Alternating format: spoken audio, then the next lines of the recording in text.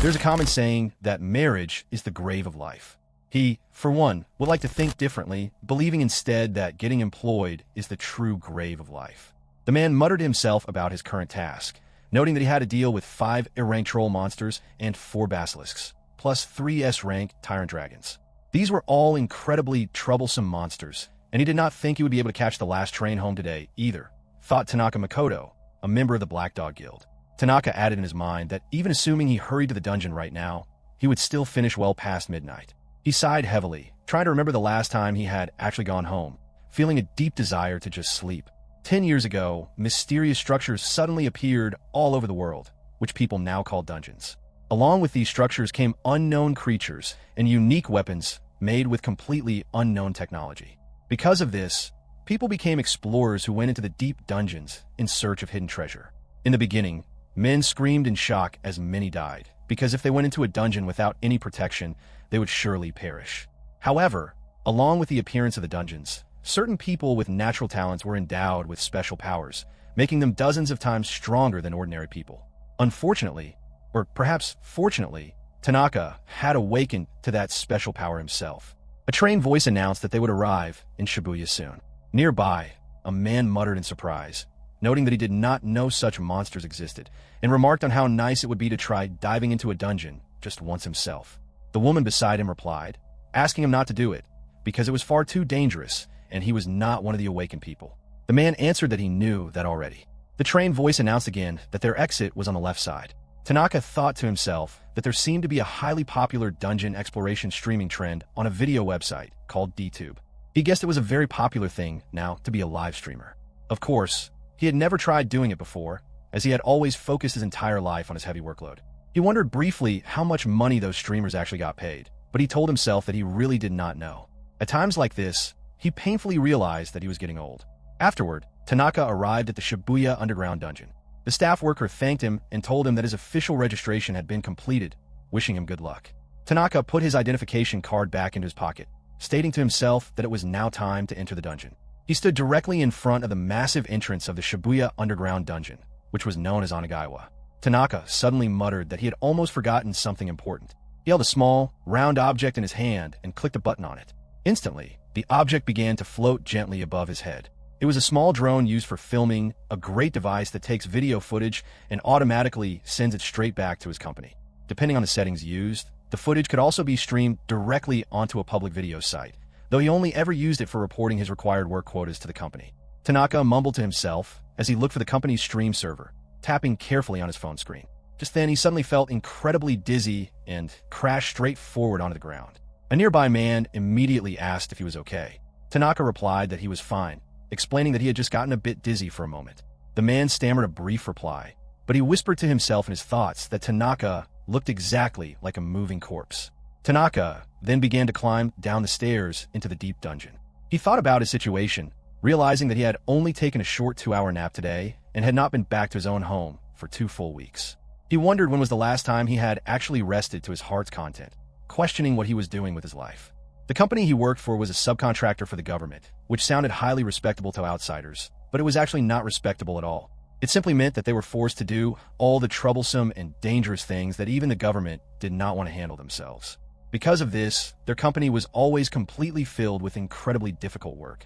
Tanaka knew that at this rate, he would eventually die from severe overwork. However, he was always far too busy to even find the time to think about quitting his job. Today, once again, he dived deep into the dark dungeon with a completely dead look on his face. Tanaka noted to himself that his vision was getting blurry, but he told himself that the camera settings should be perfectly fine. Tanaka thought to himself that this time he would be diving into the Shibuya underground dungeon, which was known as one of the largest dungeons in Tokyo. Its deepest sections were exactly where he would be working today. Tanaka carefully tightened his necktie and declared to himself that it was now time to start his work. With that, he officially entered the dungeon. At this exact moment, he had absolutely no idea that because of today's dungeon dive, his entire life was about to change drastically. Meanwhile, some of the viewers online began to comment on the live video, wondering what was going on with the broadcast.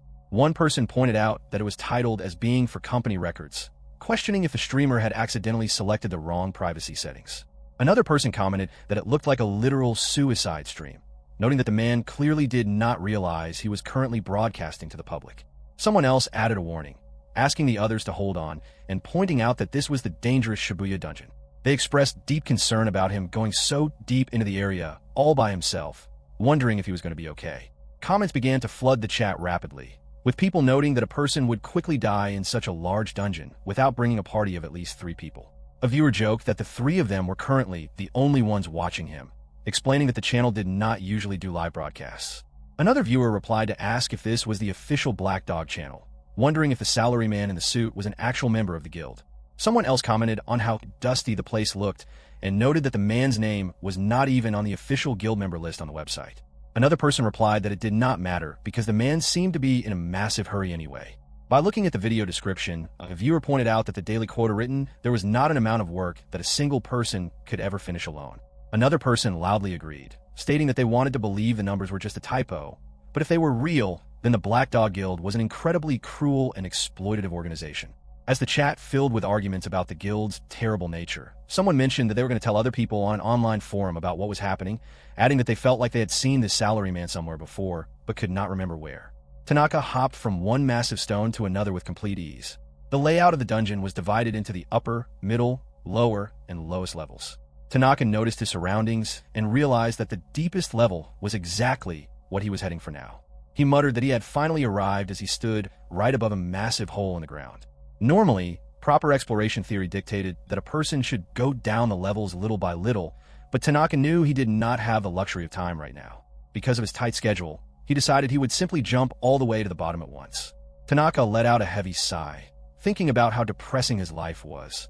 He admitted to himself that he desperately wanted to go home and sleep, and he wished he could just eat a warm meal. Tanaka glanced up at the floating drone to make sure it was still recording, feeling confident that the company president would never actually watch the raw footage, so he figured this minor shortcut would be perfectly fine.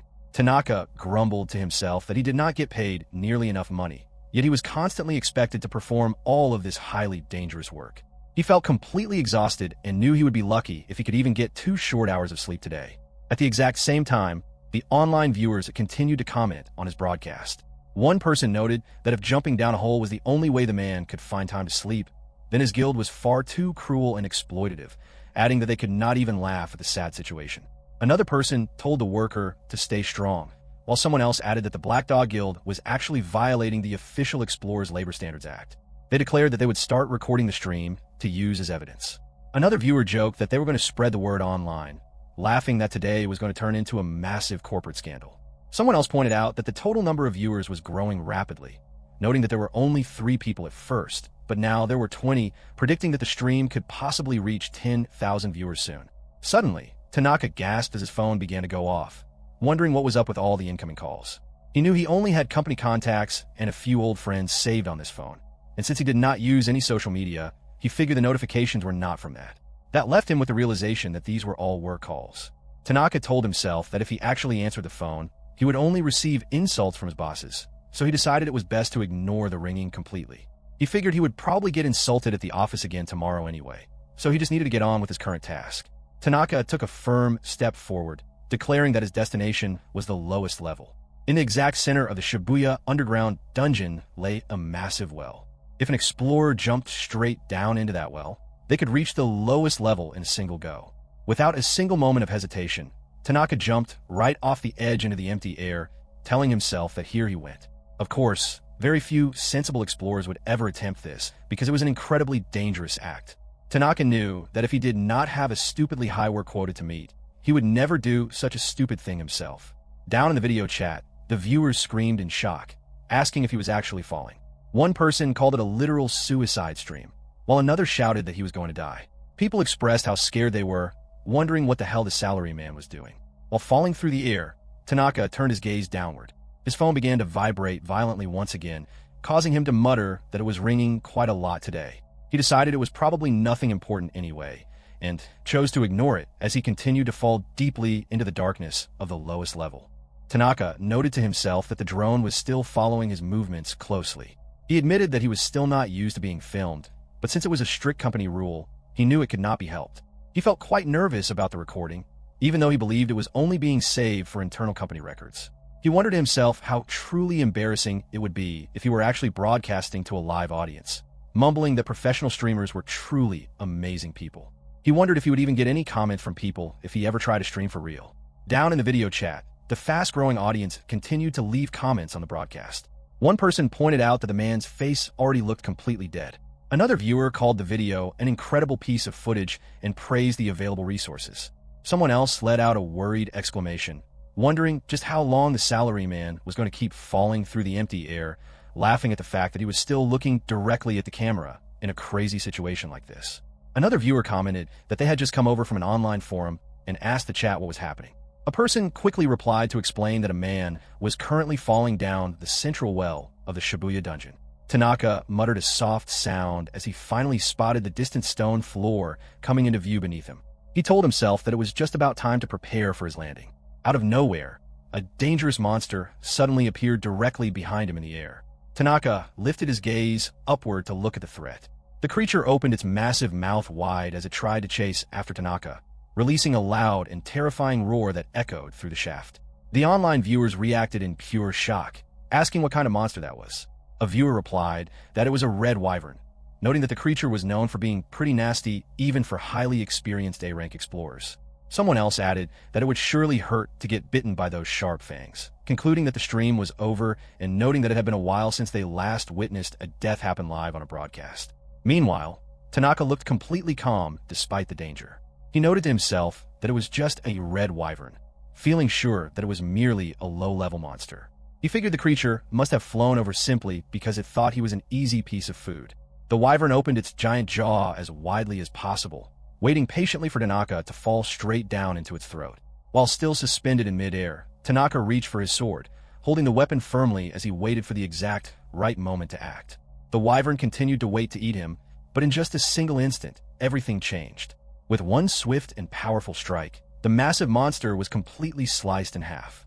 Tanaka passed right through the falling pieces of the creature. He quickly straightened his legs and waited to hit the solid floor beneath him. A loud crash erupted through the dungeon as he finally landed on his feet. Right in front of him, the two heavy pieces of the dead wyvern crashed heavily onto the ground. Tanaka let out a tired sigh, muttering to himself that he had landed quite nicely. The thick cloud of dust created by his landing slowly began to clear away. Meanwhile, the online viewers were left in absolute shock, wondering what the hell had just happened. One person commented to ask if the dangerous red wyvern had actually just been split cleanly in half. Tanaka thought to himself that his legs felt quite numb from falling from such an incredibly high place. Down in the chat, a viewer pointed out that the salaryman was holding his sword, but they noted that he did not actually seem to unsheath the blade at all, asking how such a feat was even possible. Another person suggested that maybe the man was moving so incredibly fast that the camera's frame rate simply could not catch the motion. Someone else replied to argue about what the others were saying, stating that those kinds of movements were not humanly possible. Another viewer pointed out that the total number of people watching the stream had just surpassed 50,000 viewers, adding that the video was currently spreading like wildfire across social media and offering sarcastic congratulations. Feeling slightly annoyed by the distraction, Tanaka muttered that his phone was being incredibly noisy, wondering how many times his bosses were going to try to call him today. Just then, a heavy noise echoed loudly near his position. Tanaka mumbled to himself that the real work was finally starting as a group of large, towering monsters suddenly surrounded him in the darkness. He realized that things were finally starting to get interesting. Tanaka thought to himself that he was currently standing in the absolute lowest level of the dungeon. This was a highly dangerous area that was completely overrun by incredibly powerful monsters. He muttered the names of the creatures surrounding him, noticing a group of trolls, minotaurs, basilisks, and death knights, which were all known for being extremely hazardous. He also spotted a massive Tyrant Dragon. That particular beast was so tough and durable that he really did not want to fight at all, but he knew he had no choice because defeating it was written directly into his daily work quota. He told himself that it was now time to get to work, and he immediately charged straight toward the gathering monsters. The trolls let out fierce growls and rushed forward to attack him. Trolls possessed incredibly muscular bodies and terrifying faces, and Tanaka remembered that he had a very hard time fighting against them the very first time he encountered one in the past. However, things were very different now. Tanaka moved in an instant and sliced right through them, quietly saying the word there as he struck. The remaining trolls were completely stunned by his speed. While it was true that a troll was a highly durable monster that could take a lot of damage, Tanaka knew that if a person simply cut their necks cleanly, the beast would stop moving immediately.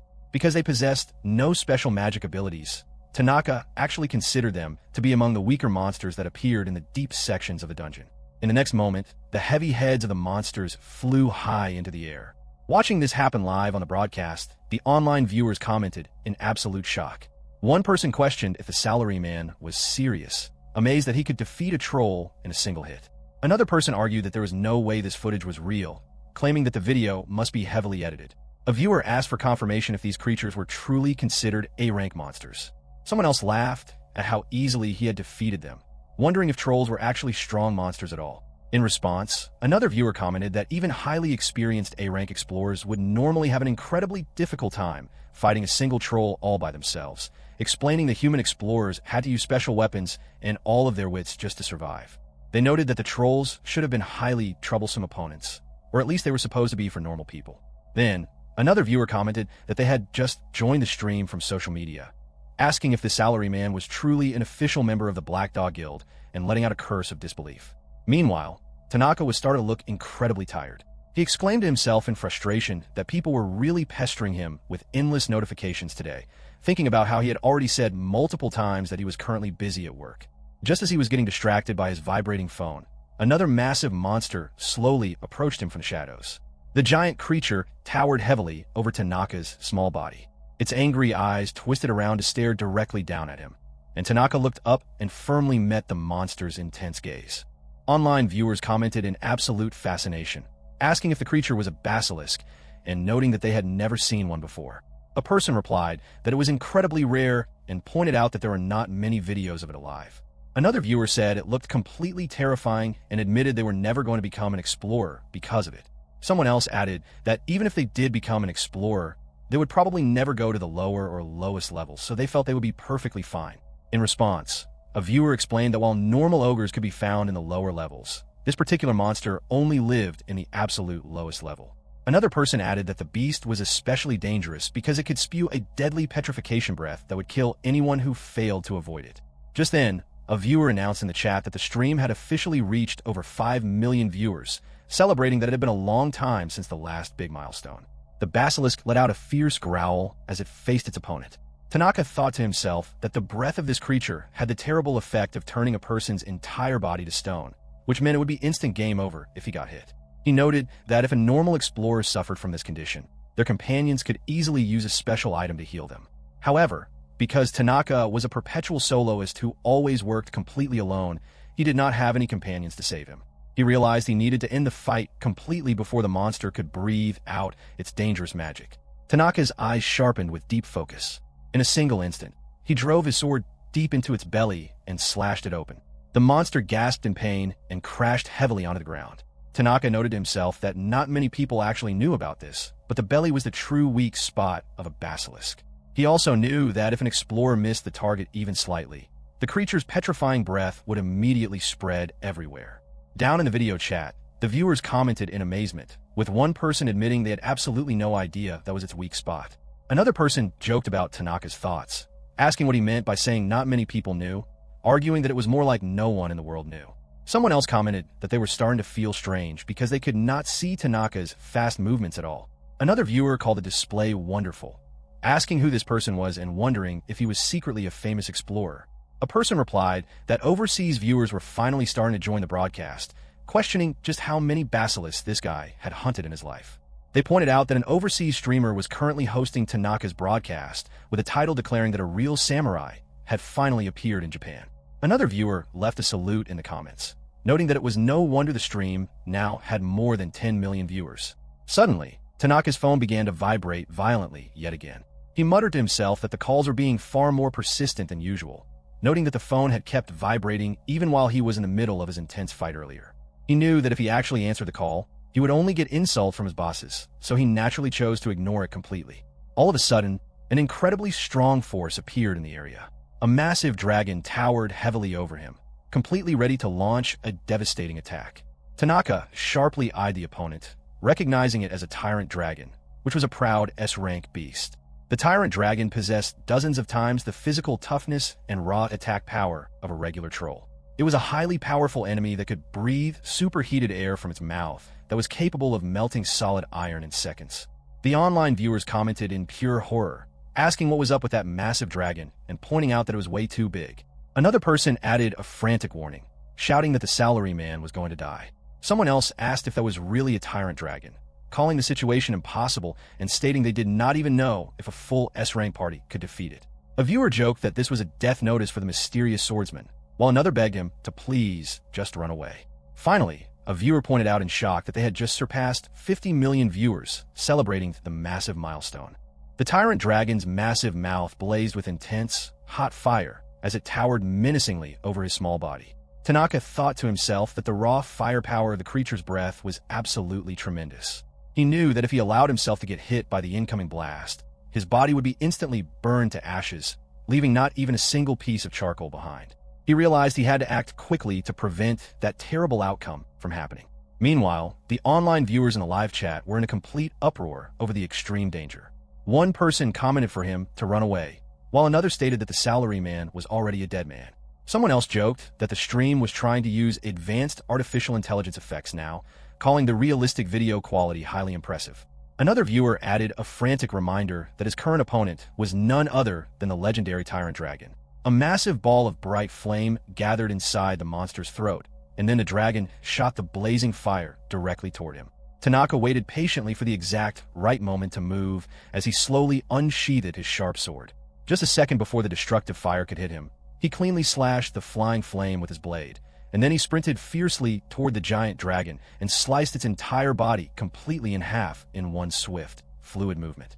The dragon's massive body froze in place for a moment as its tough flesh slowly split open, revealing that its torso had been precisely and perfectly cut down the middle. Tanaka stood firmly on the ground, watching the defeated monster collapse.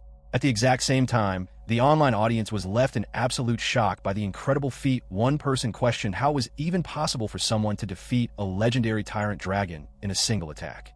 Another person replied in amazement, asking who the hell this mysterious salaryman was and insisting that they needed to find his real identity immediately. A viewer wondered if modern swords were somehow capable of producing invisible shockwaves, but another person quickly replied that such a thing was obviously impossible. Someone else begged for someone to tell them that this whole video was just a fake edit, while another person joked that Japanese corporate warriors were apparently incredibly strong.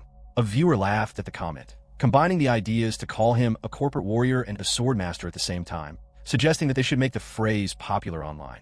Tanaka turned his quiet gaze back toward the rest of the battlefield and noticed that all the remaining monsters were suddenly taking a fearful step back away from him. Apparently, the Tyrant Dragon had been the supreme boss of all the creatures in the area. Now that their powerful leader was completely down, the remaining monsters no longer had any will to fight him anymore. Tanaka realized that if he bothered to defeat the rest of them, the dropped monster materials would just go straight to his company anyway. Moreover, since he had already officially met his required work quota for the day, he really had no remaining reason to keep fighting. Tanaka waved his hand and told the creatures to go on, letting them know he was letting them go free. Without a single moment of hesitation, the terrified monsters turned around and ran away as fast as they could. Tanaka let out a tired sigh, noting that he had finished his task much earlier than he originally thought he would. He decided he just needed to quickly gather up the specific monster materials required for his quota and finally go home to rest. Before doing that, however, he decided he should double-check his device, even though he really did not want to deal with it. Tanaka turned on his phone screen. He tried turning the device completely off and on again, desperately hoping that the massive flood of incoming notifications was just a temporary technical bug, but the alerts remained exactly the same. Tanaka gasped in pure shock, looking down at the screen to see a ridiculous count of 9,999 notifications. He knew that his phone had been getting hot from vibrating, but this massive number of messages was absolutely ridiculous to him. Tanaka then quickly opened up his phone to investigate. He wondered what the hell was going on as he began to read the top alert, noticing that he had received a live comment on the video platform DTube. Tanaka mumbled to himself in confusion, wondering why on earth he was getting DTube notifications on his private work device. Upon a sudden, horrifying realization, Tanaka let out a loud shriek of pure shock. He could not understand why there were public comments appearing on his video, panicking as he tried to figure out what was happening. He told himself to wait a moment, feeling pretty sure that he had manually set the streaming privacy settings to the company-only option. However, when he checked the screen, he saw that he was entirely wrong. Tanaka was completely shocked to discover that the public privacy setting was actually set to allow anyone to watch. His entire body froze in place as he realized he had completely missed the correct setting before entering the dungeon. He thought to himself in horror that everything he had done up until this point had been broadcast nationwide for the world to see. Even so, he tried to comfort himself by thinking that a random stream like his wouldn't actually get that many views. Tanaka clicked on his live video to check the official counter. He watched the digits climb past hundreds of thousands, a million, and then finally stop at over 100 million live viewers. Tanaka was completely stunned into silence by the shock. He knew that since he was simply using his company's basic work account, there were normally only about 2,000 subscribers attached to it, which was a number he could understand. However, in reality, the current viewership was way more than that, completely surpassing even the most famous professional streamers in the world. Most professional streamers did not ever get to 1 million live viewers during a broadcast, let alone reaching over 100 million views at the same time. Meanwhile, the online viewers in the chat room continued to comment rapidly. One person cheered that the salaryman had finally noticed the camera, while another replied that they were right here watching him and called his battles incredibly cool. Someone else joked about his earlier phrase, laughing at the way he had declared that his work was starting right before destroying the monsters. Viewers praised his strength, begging him to please tell them his real name. Someone else commented that the phrase corporate slave sword master was now trending heavily across all social media platforms.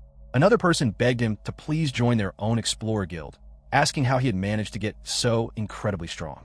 Tanaka thought to himself in deep despair that no matter what he said to the camera now, it was never going to calm this massive situation down.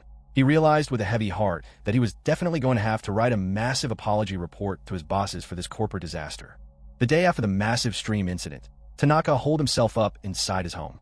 He was trembling all over, realizing with deep dread that he had become a massive hot topic across the entire internet. His hand shook uncontrollably as he scrolled down the screen of his phone to check the updates.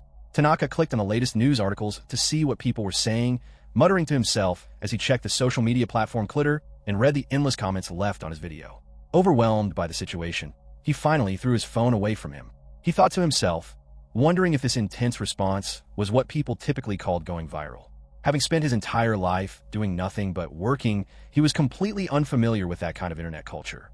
He realized he desperately needed the advice of someone who actually knew how to use the internet well. Tanaka talked to himself, admitting that while he might be the only crazy person who routinely dived into the lowest levels of a dungeon completely solo, he still wondered if doing that was truly such a big deal. Because he only ever dived alone these days, he truly did not know the actual strength levels of other modern explorers. He had started diving into the structures as soon as the dungeons first came into the world 10 years ago, so he always believed he was pretty strong, but he never expected his skills to make such a shocking impact on the public.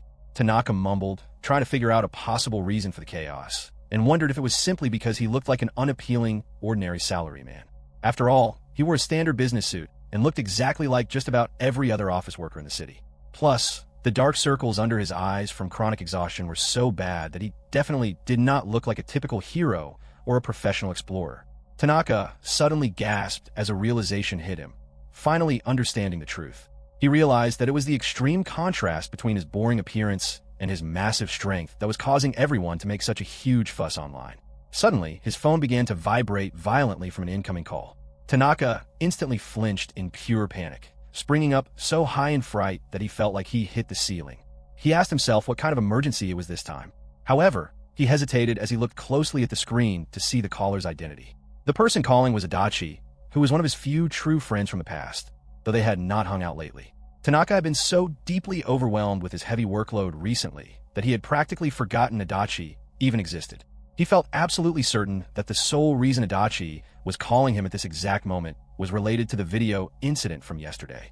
To be honest, Tanaka really did not want to talk about the disaster with anyone. However, he also knew that Adachi was the only friend he could actually turn to for help right now. Letting out a heavy sigh, Tanaka finally picked up the phone and answered.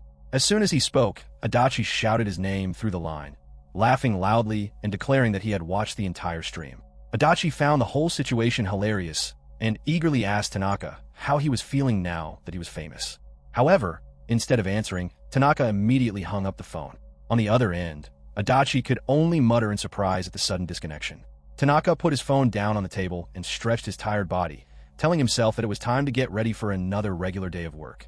Just then, the phone began to ring loudly once again. Tanaka let out another tired sigh and picked it up a second time, asking his friend what he wanted.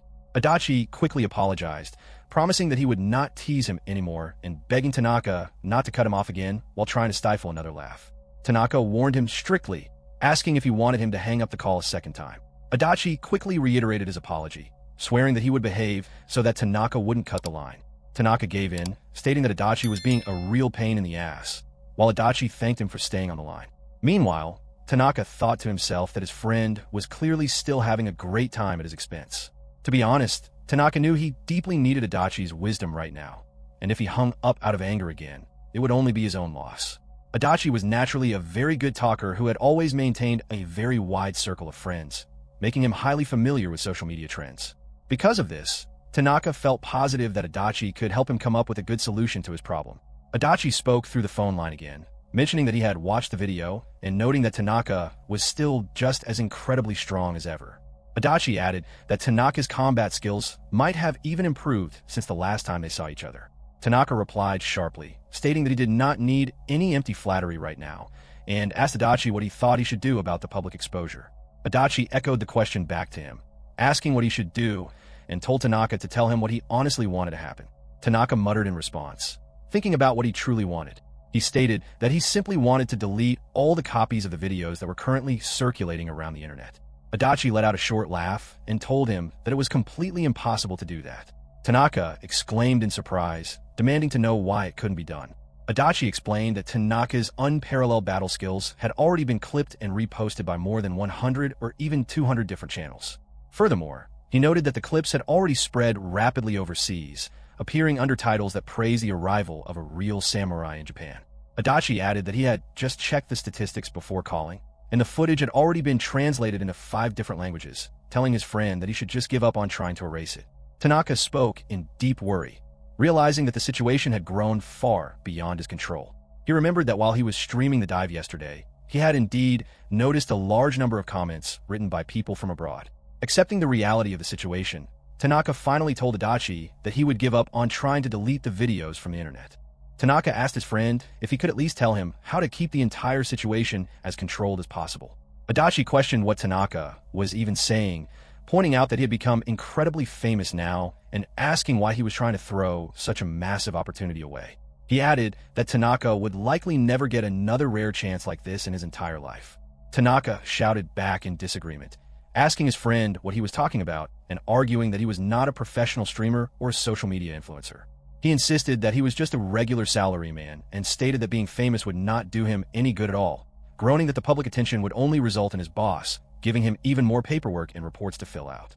As he stressed over the situation, Tanaka felt a sharp pain in his stomach, realizing that his body was apparently quite weak against mental stress. He noted the irony that his stomach had remained perfectly fine in the past after he accidentally ate an acid slime monster that was capable of melting solid steel, yet corporate anxiety was enough to hurt him. Adachi sighed through the phone and remarked that Tanaka had truly become a complete corporate slave. He told his friend to listen closely to his advice, suggesting that Tanaka should simply quit his job at the company altogether. Hearing this unexpected suggestion, Tanaka was left completely stunned into silence. Adachi explained that he had seen the live video broadcast and noticed that the dark circles under Tanaka's eyes were incredibly bad. He asked if Tanaka was probably still being heavily overworked by Suda for a terribly low salary. Tanaka replied that he could not deny that fact. Suda was the official president of the subcontractor company where Tanaka currently worked. Adachi, Suda, and Tanaka had all been classmates who used to play together constantly when they were in elementary school and middle school, making them childhood friends. Because of this long history, Tanaka felt that he owed quite a lot to President Suda, thinking that for him to suddenly quit the company would be a terrible betrayal. Adachi questioned this loyalty, reminding him that Suda had only lent him money in the past when Tanaka's parents became sick. Adachi pointed out that Tanaka had already paid the financial debt back in full and had worked endlessly to earn his freedom, stating firmly that Tanaka should finally start living for himself. Tanaka was left completely stunned by the advice, repeating the phrase in his mind and realizing that he had been so overwhelmed with daily work that he had never once stopped to think about his own happiness. He wondered silently if he was even allowed to live a life for himself. Adachi then guessed that Suda had most likely told Tanaka that if he ever chose to quit his current position, there would be absolutely no other job opportunities available for him anywhere else. Tanaka admitted that the president had indeed told him exactly those kind of words.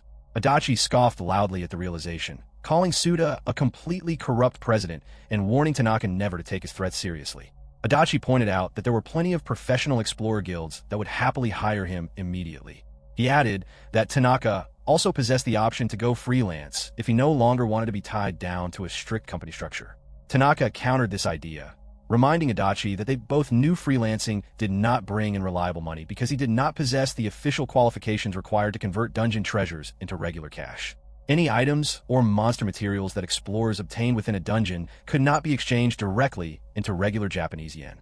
A person had to first change the items into a special universal currency called G, which was short for gold, and only after that step could an individual officially exchange the gold into yen. However, the law required a person to hold a special legal qualification to perform this currency exchange. Usually, only large established companies held these valuable qualifications, while regular individuals did not.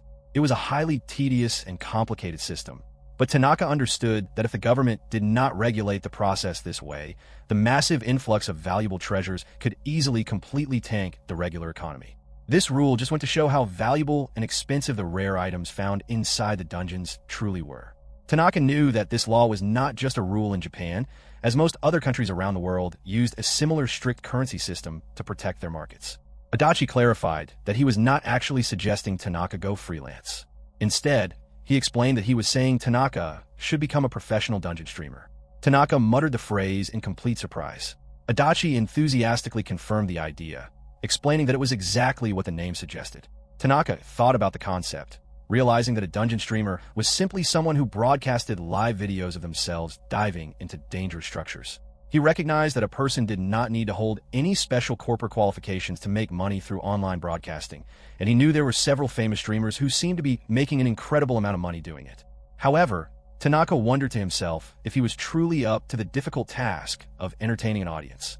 Adachi reassured him, stating that while he was not forcing Tanaka to become one, he promised that if Tanaka ever decided to take the leap, he would support him to the absolute best of his ability. Tanaka's eyes widened in surprise at his friend's generosity. He remembered that Adachi worked for a successful company that specialized in supporting explorers, which meant he naturally possessed a great deal of knowledge about the inner workings of the dungeon streaming industry. Tanaka knew that Adachi was a genuinely good guy who had always been a highly reliable friend, feeling certain that Adachi would be able to guide him through the process if he asked for help. Tanaka replied that the offer was incredibly reassuring and told his friend that he was counting on him. Adachi smiled warmly at the response. On the other end of the line, Tanaka admitted that actually leaving his stable company was still something he could not really imagine doing. Whenever he thought about taking the leap, he became deeply hesitant, noting that being completely unemployed was far too heavy and frightening of a word for someone of his older age. Adachi told him that he really did not want to sound overly sentimental, but he admitted that he used to deeply admire Tanaka in the past. Tanaka asked in complete surprise if Adachi truly meant him. Adachi explained that he had always admired courageous dungeon explorers who went into danger and did their absolute best to survive. He revealed that when he watched Tanaka fight the monsters on the live stream yesterday, he thought to himself that if there were already such amazing, powerful people like Tanaka in the world, then he did not need to go diving into dangerous dungeons himself. Tanaka whispered his friend's name in quiet appreciation. Adachi continued his explanation, revealing that the exact reason he had entered the explorer support business in the first place was so that he could be ready to support a certain special someone someday. Tanaka asked who that mysterious person was, wondering out loud if he knew them. Adachi laughed softly and remarked that Tanaka had always been a bit slow when it came to understanding people's feelings. Adachi then concluded the conversation by telling him that if he was truly having such a hard and miserable time at his current corporate job, he should just quit immediately, promising that he would happily hire Tanaka to work as a waiter in his own company if things went wrong. Tanaka jokingly replied that if for whatever reason an offer to work as a simple waiter ever started sounding attractive to him, he must have severely hit his head on something. Adachi laughed and agreed, noting that it would have to be a very serious head injury to make him choose that path. He reminded Tanaka that since he had the incredible strength to completely defeat a legendary Tyrant Dragon, he surely would not lose a confrontation to someone small like Suda. Tanaka mumbled his agreement and thanked his friend sincerely, promising that he would get in touch with him again very soon before officially hanging up the phone. A short while later, Tanaka arrived at his workplace and waited silently inside the quiet office, glancing down at his watch to check the time. Suddenly, the loud sound of heavy footsteps echoed through the hallway, drawing closer and closer to the room along with the clear sound of teeth gritting in absolute anger. President Suda violently slammed the office door wide open to confront him. Tanaka glanced over in his boss's direction, remaining completely calm and collected despite the dramatic entrance. Suda glared at him fiercely and firmly called out his name, stating slow and hard that he truly hoped Tanaka was fully ready for the severe consequences that were coming his way. Two heavy-set men stood menacingly right behind Suda as the president stepped into the room. Suda angrily demanded to know if Tanaka fully understood exactly what he had done to the business. Tanaka touched his aching stomach and groaned silently to himself, realizing that just hearing the sound of Suda's voice was enough to make his stomach churn violently. He guessed that he truly was far more prone to mental stress than he had originally thought. However, thanks to his helpful phone conversation with Adachi earlier, he had managed to look at his current situation objectively. He recognized that if he had not spoken to his friend first, he might have completely surrendered to his boss at this very point. Suda continued his angry lecture, shouting that because of the accidental live stream, the company's professional reputation was completely in ruins. He demanded to know how Tanaka was going to take full responsibility for the disaster, warning him that the rest of the employees would be arriving at the office very soon, and he hoped Tanaka was fully prepared for the severe consequences that would follow. While listening to the familiar shouting, Tanaka thought to himself that, as per usual, Suda's actual management skills were nothing special at all. Unfortunately, it was only when a person was managing a cruel black company that things got really tough for the workers, and because of that toxic environment, both his mind and his body had become completely worn out over the years. Even though he felt he owed Suda a deep debt of past gratitude, Tanaka watched the president turn around and shout with extreme anger at his assistants. Suda ordered the men to tell the other employees that if they did not arrive at the office right this second, he would immediately cut their monthly pay. The assistant flinched in fear at the outburst and quickly agreed to obey. Tanaka reflected on the scene, realizing that he truly wanted to live for his own happiness from now on, and he knew he needed to firmly fight for that freedom. Suda loudly complained that being later than their own boss was completely unacceptable in the professional world. He claimed he was only teaching them these harsh lessons for their own personal good, telling them to remember that rule. The assistants quickly nodded in agreement. Suda shook his head in disappointment, muttering that all of his workers were completely hopeless. Tanaka noted silently to himself that Suda was always claiming to do things for the good of others, but that statement was a complete lie. In reality, Suda simply enjoyed lecturing people because he was a piece of scum who loved to torture individuals who lacked the power to fight back. Suda secretly grinned to himself, falsely sighing about how incredibly hard it was to be the company president. Tanaka felt glad that he was finally able to see through his boss's manipulation, but his stomach still churned uncomfortably just being in front of the man.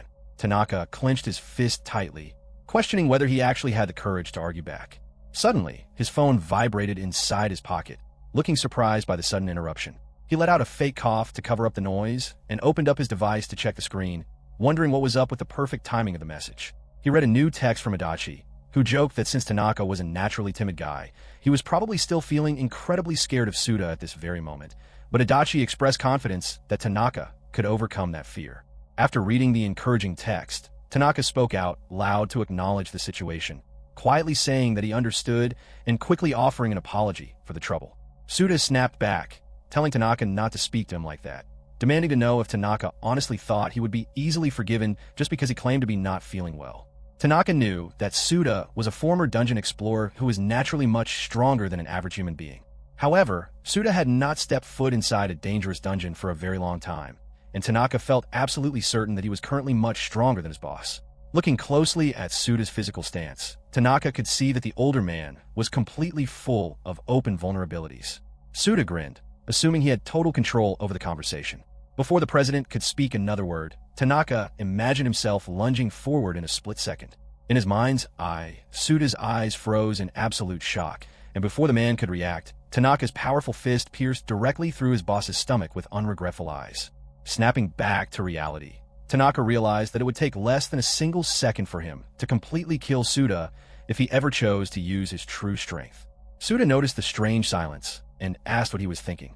Tanaka snapped out of his daze, realizing that when he truly thought about it, he was not actually scared of this man anymore, especially since the legendary Tyrant Dragon he had just fought was much scarier. Suda muttered a demand to know what Tanaka was staring at. Tanaka continued to think to himself, realizing he had only been scared in the past because he feared being forced out of the company. Now that he did not mind quitting the job at all, he had absolutely nothing left to be afraid of, and he felt confident that he could successfully handle this confrontation. All of a sudden, a group of male employees barged inside the office door, shouting loud apologies for being late to the meeting. Suda angrily shouted back, asking them what time they thought it was. The workers repeated their deep apologies. Suda smirked unpleasantly, stating that he would handle the latecomers' pay cuts at a later time. He then turned his full attention back to Tanaka, asking if they should finally start the lecture. Meanwhile, Tanaka only looked back at him in complete, silent calmness. Suda shouted at him to speak up, demanding that Tanaka state exactly what he had done wrong so that the other employees could understand the full scale of his mistake. Tanaka analyzed the situation in his thoughts, recognizing exactly how his boss operated. He knew that Suda first forced employees to explain their actions in front of everyone just to make them feel deeply guilty. After that, the president would intentionally interrupt them, completely shut them down, and take total control of the conversation. Once that psychological trap was sprung, the target employee would become far too intimidated to say anything else in their own defense. Tanaka concluded that the man was a genuine scumbag. Suda demanded that he go on and speak. Tanaka added to his thoughts that if this had been any other time in the past, he would have made the exact same terrified face as all the other workers. Instead, Tanaka calmly stated that he had made a mistake in his video streaming settings, which accidentally leaked the inner details of their daily work to the outside world. He openly acknowledged that the error was his own fault and admitted he was in the wrong. Suda grinned widely at the confession. Meanwhile, Tanaka thought about how, inside Suda's head, the cruel president could likely see a perfect path to breaking his spirit completely. Suda loudly agreed with the confession, shouting that what Tanaka did was extremely bad and demanding to know how he ever planned to financially compensate him for the damage.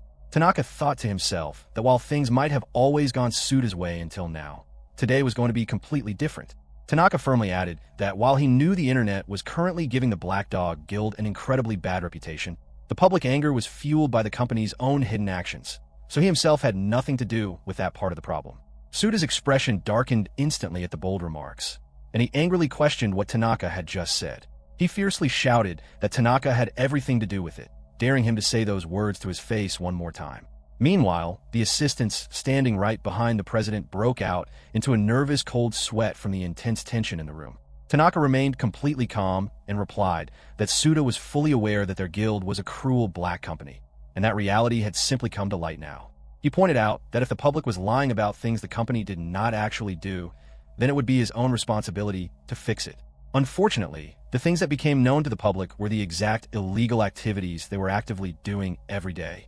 Tanaka stated clearly that Suda was the only one who had actually put himself in this terrible situation. Suda furiously retorted, demanding to know how Tanaka could dare to call his guild a black company. He loudly argued that they obviously were not an exploitative business, claiming that they properly paid every single worker the legal minimum salary, and even gave everyone one full day off from work every month. He angrily shouted, demanding to know who else would bother to pick up all the low-tier scum that other professional guilds refused to hire and give them steady work, declaring that he was the savior who did it. Meanwhile, Tanaka thought to himself that he would love to take a public survey to see how many normal people would actually think this was a well-run guild after hearing those exact illegal statements come out of a corrupt president's mouth. Tanaka then openly stated that Suda was the one actively embezzling the workers' salaries, and he pointed out that the number of days off given to the staff was far less than what was legally required by the official Explore Labor Standards Act. He asked the president if he truly thought that no one would ever notice the crimes. Suda growled deeply in frustration and then completely raged out, shouting to the room, ask what if he was doing those things. He arrogantly claimed that since he personally did contract work for the government, he basically was the government himself. Tanaka was completely stunned by the sheer ignorance, realizing in his thoughts that his boss was a completely lost cause and that the corruption ran pitch black to the very core of this entire guild. He noticed that all the other employees in the room were slowly pulling away in horror, and he figured they would all probably quit the company very soon. Now that Suda had openly admitted to a large number of illegal activities, Tanaka knew it was finally time to reveal the hidden truth. Tanaka muttered that it was a real shame for him, calling out Suda's name. Suda angrily started to ask what he meant, but his words were cut short instantly. Tanaka explained that he had known the man for a very long time and knew exactly how he would react. He then clicked the visual button on his smartphone screen. Instantly, a bright holographic projection screen appeared in the middle of the room, showing a live broadcast of a completely shocked Suda. The president broke out into a heavy cold sweat, gasping in horror as he asked what the hell this screen was. At the exact same time, The online viewers in the live chat commented rapidly on the sudden turn of events. One person laughed that illegal quotes were coming out of the president's mouth one after another. Another viewer stated that they believed this situation had already officially become a serious police matter, calling it a true display of Japan's corporate darkness. Someone else added that things were getting incredibly heated up, noting it had been a long time since the internet last had such a hyped-up event. Another person mockingly asked the president how he was feeling right now. Suda nervously gasped, completely overwhelmed by the text flying across the screen. The viewers kept commenting at a furious pace, joking that this was a retirement speedrun that they much appreciated. One person left a message asking the corporate slave if he could see them, while another added that the company's bankruptcy was now officially confirmed. Viewers praised the salaryman for a well-thought-out plan, noting that now even the rich president could not get away with his crimes anymore. A commentator mentioned feeling a great sense of unity with the audience, celebrating that the brave man would finally no longer have to be a miserable corporate slave, though someone else joked that they actually thought the deep dark circles under his eyes were kind of cute. Finally, a fellow employee viewing the stream replied that they thought they would quit their job today as well. Tanaka read the public comments aloud from his screen, focusing on a message that praised his well-thought-out plan and noted that the company president could no longer get away with his actions. He explained to the room that the recording drone possessed a special camouflage mode, and thanks to that hidden feature, he had been able to live stream their entire conversation without the older man ever noticing the device. Suda reacted with pure fury, shouting that there was absolutely no way this could be happening. Tanaka continued his explanation, pointing out that the Black Dog Guild's official channel subscriber numbers had skyrocketed because of yesterday's accidental broadcast, meaning they would soon gather even more live viewers to witness the crimes. He told Suda to just give up and stated firmly that it was finally time for the corrupt boss to pay his fair share to the workers. Down in the fast-moving chat room, the online viewers commented with great excitement. One person cheered about how refreshing it was to see justice in Japan and encouraged Tanaka to go get his boss. Another viewer mockingly called out Suda's name, asking him exactly how he was feeling right at this moment. Someone else added a joke, stating that they had already eaten 5 whole bowls of rice because watching this corporate drama unfold was simply so good. Viewers began to call Tanaka the ultimate star and hero of all miserable corporate slaves across the country. Another commentator laughed out loud at the sight of the corrupt president being completely stuck in one place with no way to defend himself. A viewer added that they had already officially reported Suda to the Government Labor Standards Department, while another person replied that they had no idea today's massive internet hype was coming from this specific office. They laughed and stated that the downfall served the boss completely right, and someone else added that Suda's panic reactions to all the small details on the screen were absolutely hilarious to watch. Tanaka glanced back down at his phone screen and realized that an incredible number of people were actively watching the broadcast, feeling absolutely certain that social media was blowing up with the news at this very moment. He looked up at his boss and stated firmly that the game was completely over for him because too many people had just witnessed his corrupt behavior live. Tanaka questioned whether the president was going to try to use his usual threats and intimidation to sweep his crimes under the rug, pointing out that there was absolutely no way the older man could silence all 200,000 of the current live viewers. Suda gritted his teeth in pure frustration, staring back at Tanaka with an expression of intense anger. In Tanaka's mind, he knew there was nothing left for the man to do. He recognized that Suda usually ruled the office entirely through fear, and while the boss was sharp about using intimidation, that did not mean he was actually a clever person. Tanaka knew there was no way Suda could ever think of a logical way out of a massive public disaster like this. Shaking violently with intense rage, Suda called out Tanaka's name. The president then shouted loudly, demanding to know what Tanaka was trying to achieve and asking why he was doing this to the company. He fiercely questioned if this whole setup was a small act of revenge because of how heavily he had pushed Tanaka around over the years. Tanaka calmly replied that he would be lying if he said the thought of revenge had never crossed his mind, admitting that he had indeed wasted a massive amount of his precious life working under him. However, he stated that all of that hardship was completely in the past now and no longer mattered to him. Tanaka declared that it was time to finally get to the main issue of the meeting. Suda looked thoroughly confused by the statement, repeating the words back to him. Tanaka explained that the main point was that, from this exact day forward, he was officially going to live his life for himself. Because of that choice, he announced that he was officially leaving the company for good, even though he admitted he had not made any concrete plans for what he would do next. He figured he would simply go freelance or find another regular job sooner or later. Hearing this, Suda's angry face twisted into a mock smile, and he began to laugh out loud at the salaryman. He asked if Tanaka had completely lost his mind to think he could go freelance or find another job elsewhere. The president pointed his finger aggressively at Tanaka's face, shouting that he was a complete good-for-nothing who could never achieve anything in this world without his personal help.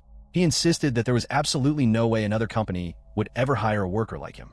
Suda then spun around, pointing back at the other frightened employees standing in the room, and shouted that the exact same rule applied to the rest of them as well. In Tanaka's mind, he found it completely hard to believe that he had actually stuck around this company for so long under the control of someone so miserable. Tanaka calmly told his boss that he saw his point, suggesting that they should find out right now whether he could successfully work somewhere else or not. Suda turned back toward him, angrily asking what on earth he was talking about. Tanaka looked directly up at the recording drone hovering near his back and asked the online audience if any of them would be willing to hire him if he officially left this guild today. Instantly, the livestream comment section exploded with responses from the most powerful organizations in the country. The famous Scarlet Wolf Guild commented immediately, telling him to come join their ranks right away. The powerful Gold Lion Guild countered the offer, begging him to join their guild instead and promising to pay him double the salary that any other group offered. The Elite Silver Cat Guild left a message stating that they would be absolutely glad to have him join their team, while the massive Obsidian Bear Guild asked if he would consider them, adding that a strong guy like him was more than welcome in their group. Even the Bronze Snake Guild joined the bidding war, promising that if Tanaka chose to join them, they would happily beat up his annoying garbage boss for him as a bonus. Tanaka's phone began to vibrate non-stop from the endless flood of notifications.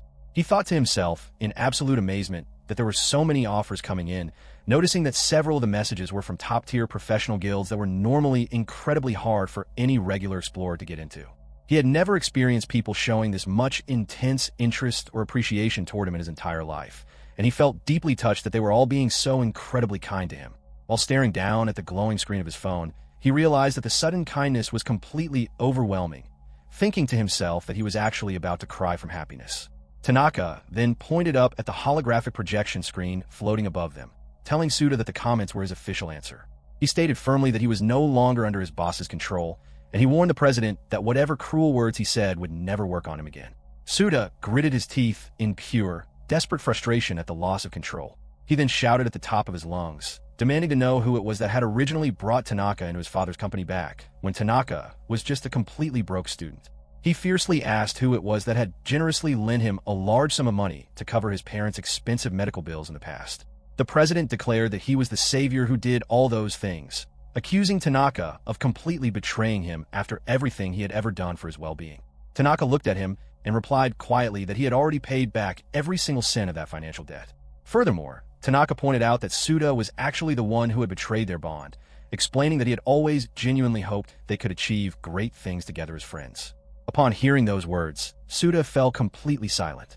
In the next moment, the older man suddenly began to move his hands toward his desk. Tanaka looked on in deep confusion, and the assistants standing nearby were thoroughly confused by the sudden change in behavior as well. Suda reached deep into his personal desk drawer. Tanaka was completely shocked by the action as Suda gripped a solid object hidden inside, muttering angrily for him to just shut up already. Suda then violently drew a sharp blade out into the open air, calling Tanaka an ungrateful piece of scum. The assistants standing in the room screamed out in pure terror at the sight of the weapon, while Tanaka watched the blade come toward him, thinking to himself in complete disbelief that his boss was seriously trying to attack him. The two assistants standing behind the desk watched nervously as Suda held his sharp sword and shouted in a complete rage, calling Tanaka a terrible ingrate. Meanwhile, Tanaka remained completely calm and collected as he stared down the blade. He recognized that the knife was a specific model used in dungeons that possessed incredibly high lethality. Tanaka thought to himself that if a person took a weapon like that completely out of the dungeon environment, they would be strictly breaching the official Dungeon Management Act. Suda grinned maliciously, telling Tanaka to prepare to die as he gripped his weapon with both hands. Without a single moment of hesitation, the furious president lunged directly at Tanaka. Tanaka's eyes narrowed into a sharp focus as Suda closed the distance between them, shouting Tanaka's name with absolute fury. Suda kept his grin wide, while the other employees in the room stood completely frozen in place, their jaws dropping in pure shock and panic at the sudden violence. Yet Tanaka remained entirely calm, thinking to himself that his boss was moving incredibly slow. Suda moved far slower than the fast monsters that regularly appeared in the lowest levels of the dungeon. Tanaka realized that while the president should have been much stronger in the past when he was an active explorer, Suda was now completely out of shape and corrupted by his lazy lifestyle. Tanaka smoothly raised his bare hand, and with one incredibly swift motion, he easily deflected Suda's incoming sword attack. Suda was instantly stunned into absolute shock as the force of the deflection severely deformed his hand. He shouted out in sudden agony, his entire body trembling violently as he experienced excruciating pain from the impact. Tanaka looked down at him and calmly told Suda that it was all over, mentioning that the corrupt man should finally learn a little bit about true human pain. Suda gritted his teeth in agony, trying to call him a bastard, but before he could even complete his words, Tanaka's powerful fist landed directly against his stomach. In an instant, the immense force sent Suda's body flying backward through the air as his heavy body crashed violently onto the office table, breaking the wooden furniture completely into pieces. Red blood splattered out from his mouth. The remaining employees froze in absolute horror as Suda's body continued to fly across the room, slamming hard against the solid wall and leaving deep cracks in the plaster before he finally collapsed into a heap onto the floor. Tanaka released a long, deep sigh of relief, stating out loud that he felt much better now. He thought to himself that he had made sure to go quite easy on Suda during the strike so that the older man would definitely not die from the injury. He truly hoped that Suda would finally learn a good lesson from his physical defeat. Tanaka turned around and began walking casually toward the office exit, but Suda suddenly called out his name from the floor in a raspy voice. The president gasped out that he would never forgive Tanaka for what he had just done.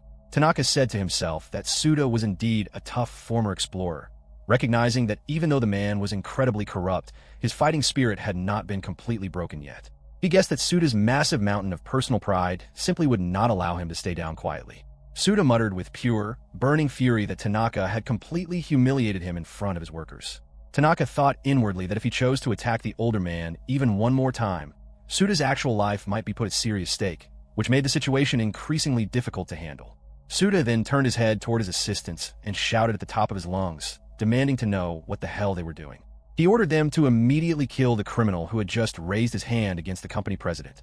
Suda clicked his tongue in deep disgust, screaming that all of his workers were completely useless.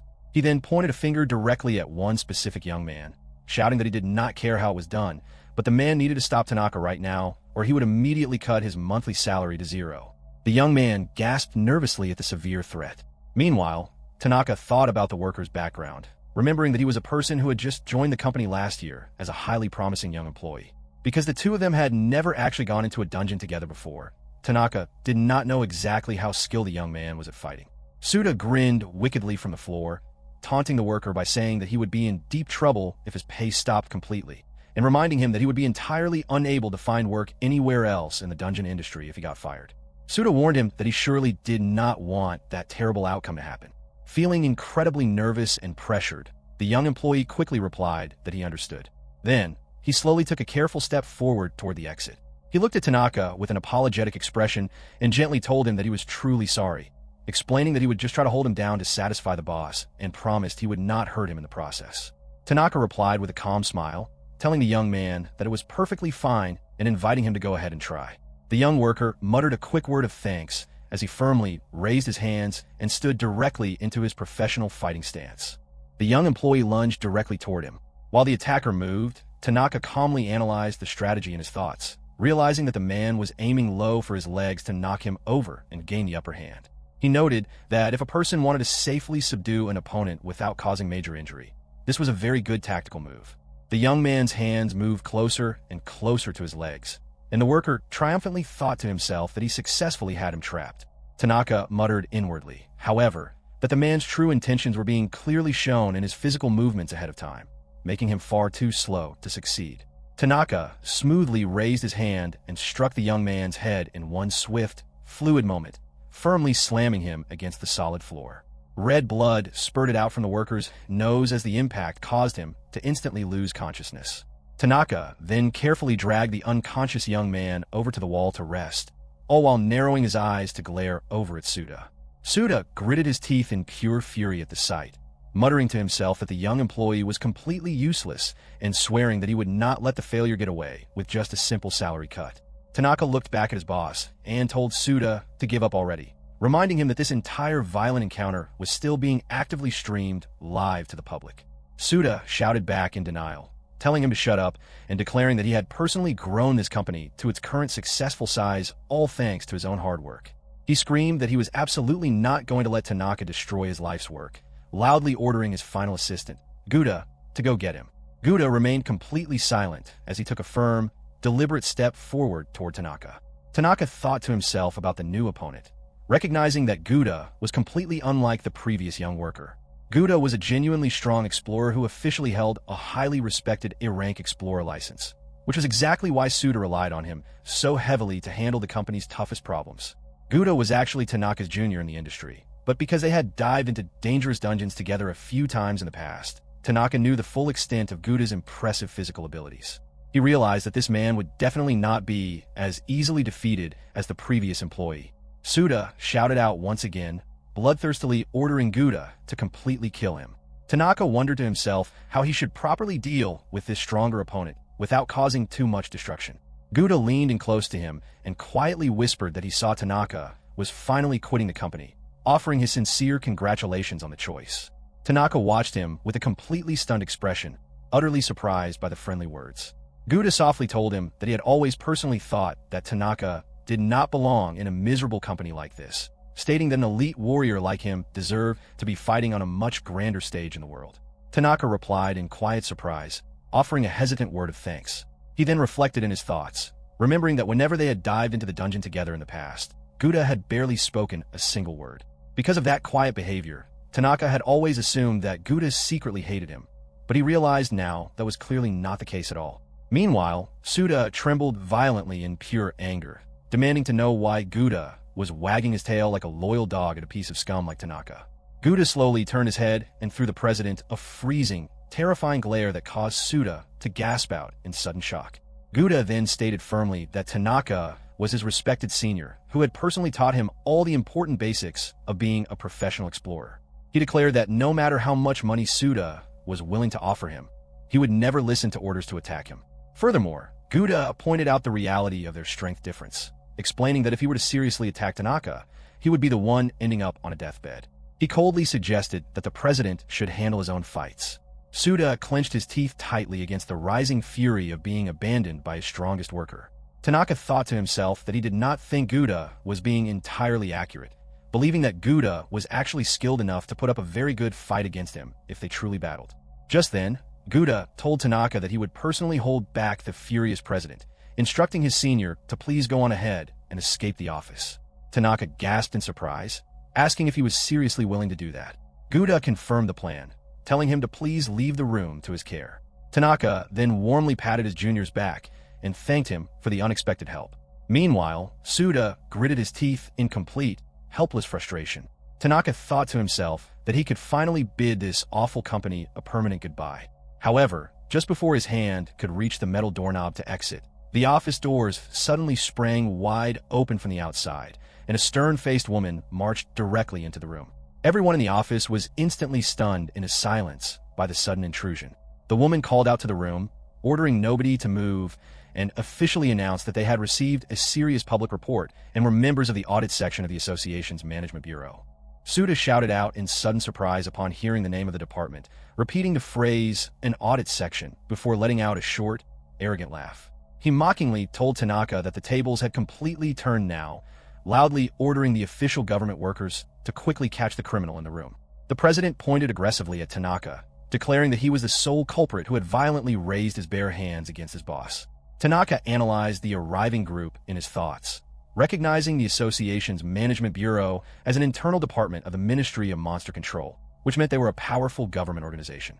He felt absolutely sure that the bureau had received a direct public report from a concerned online viewer who was currently watching the live broadcast from home.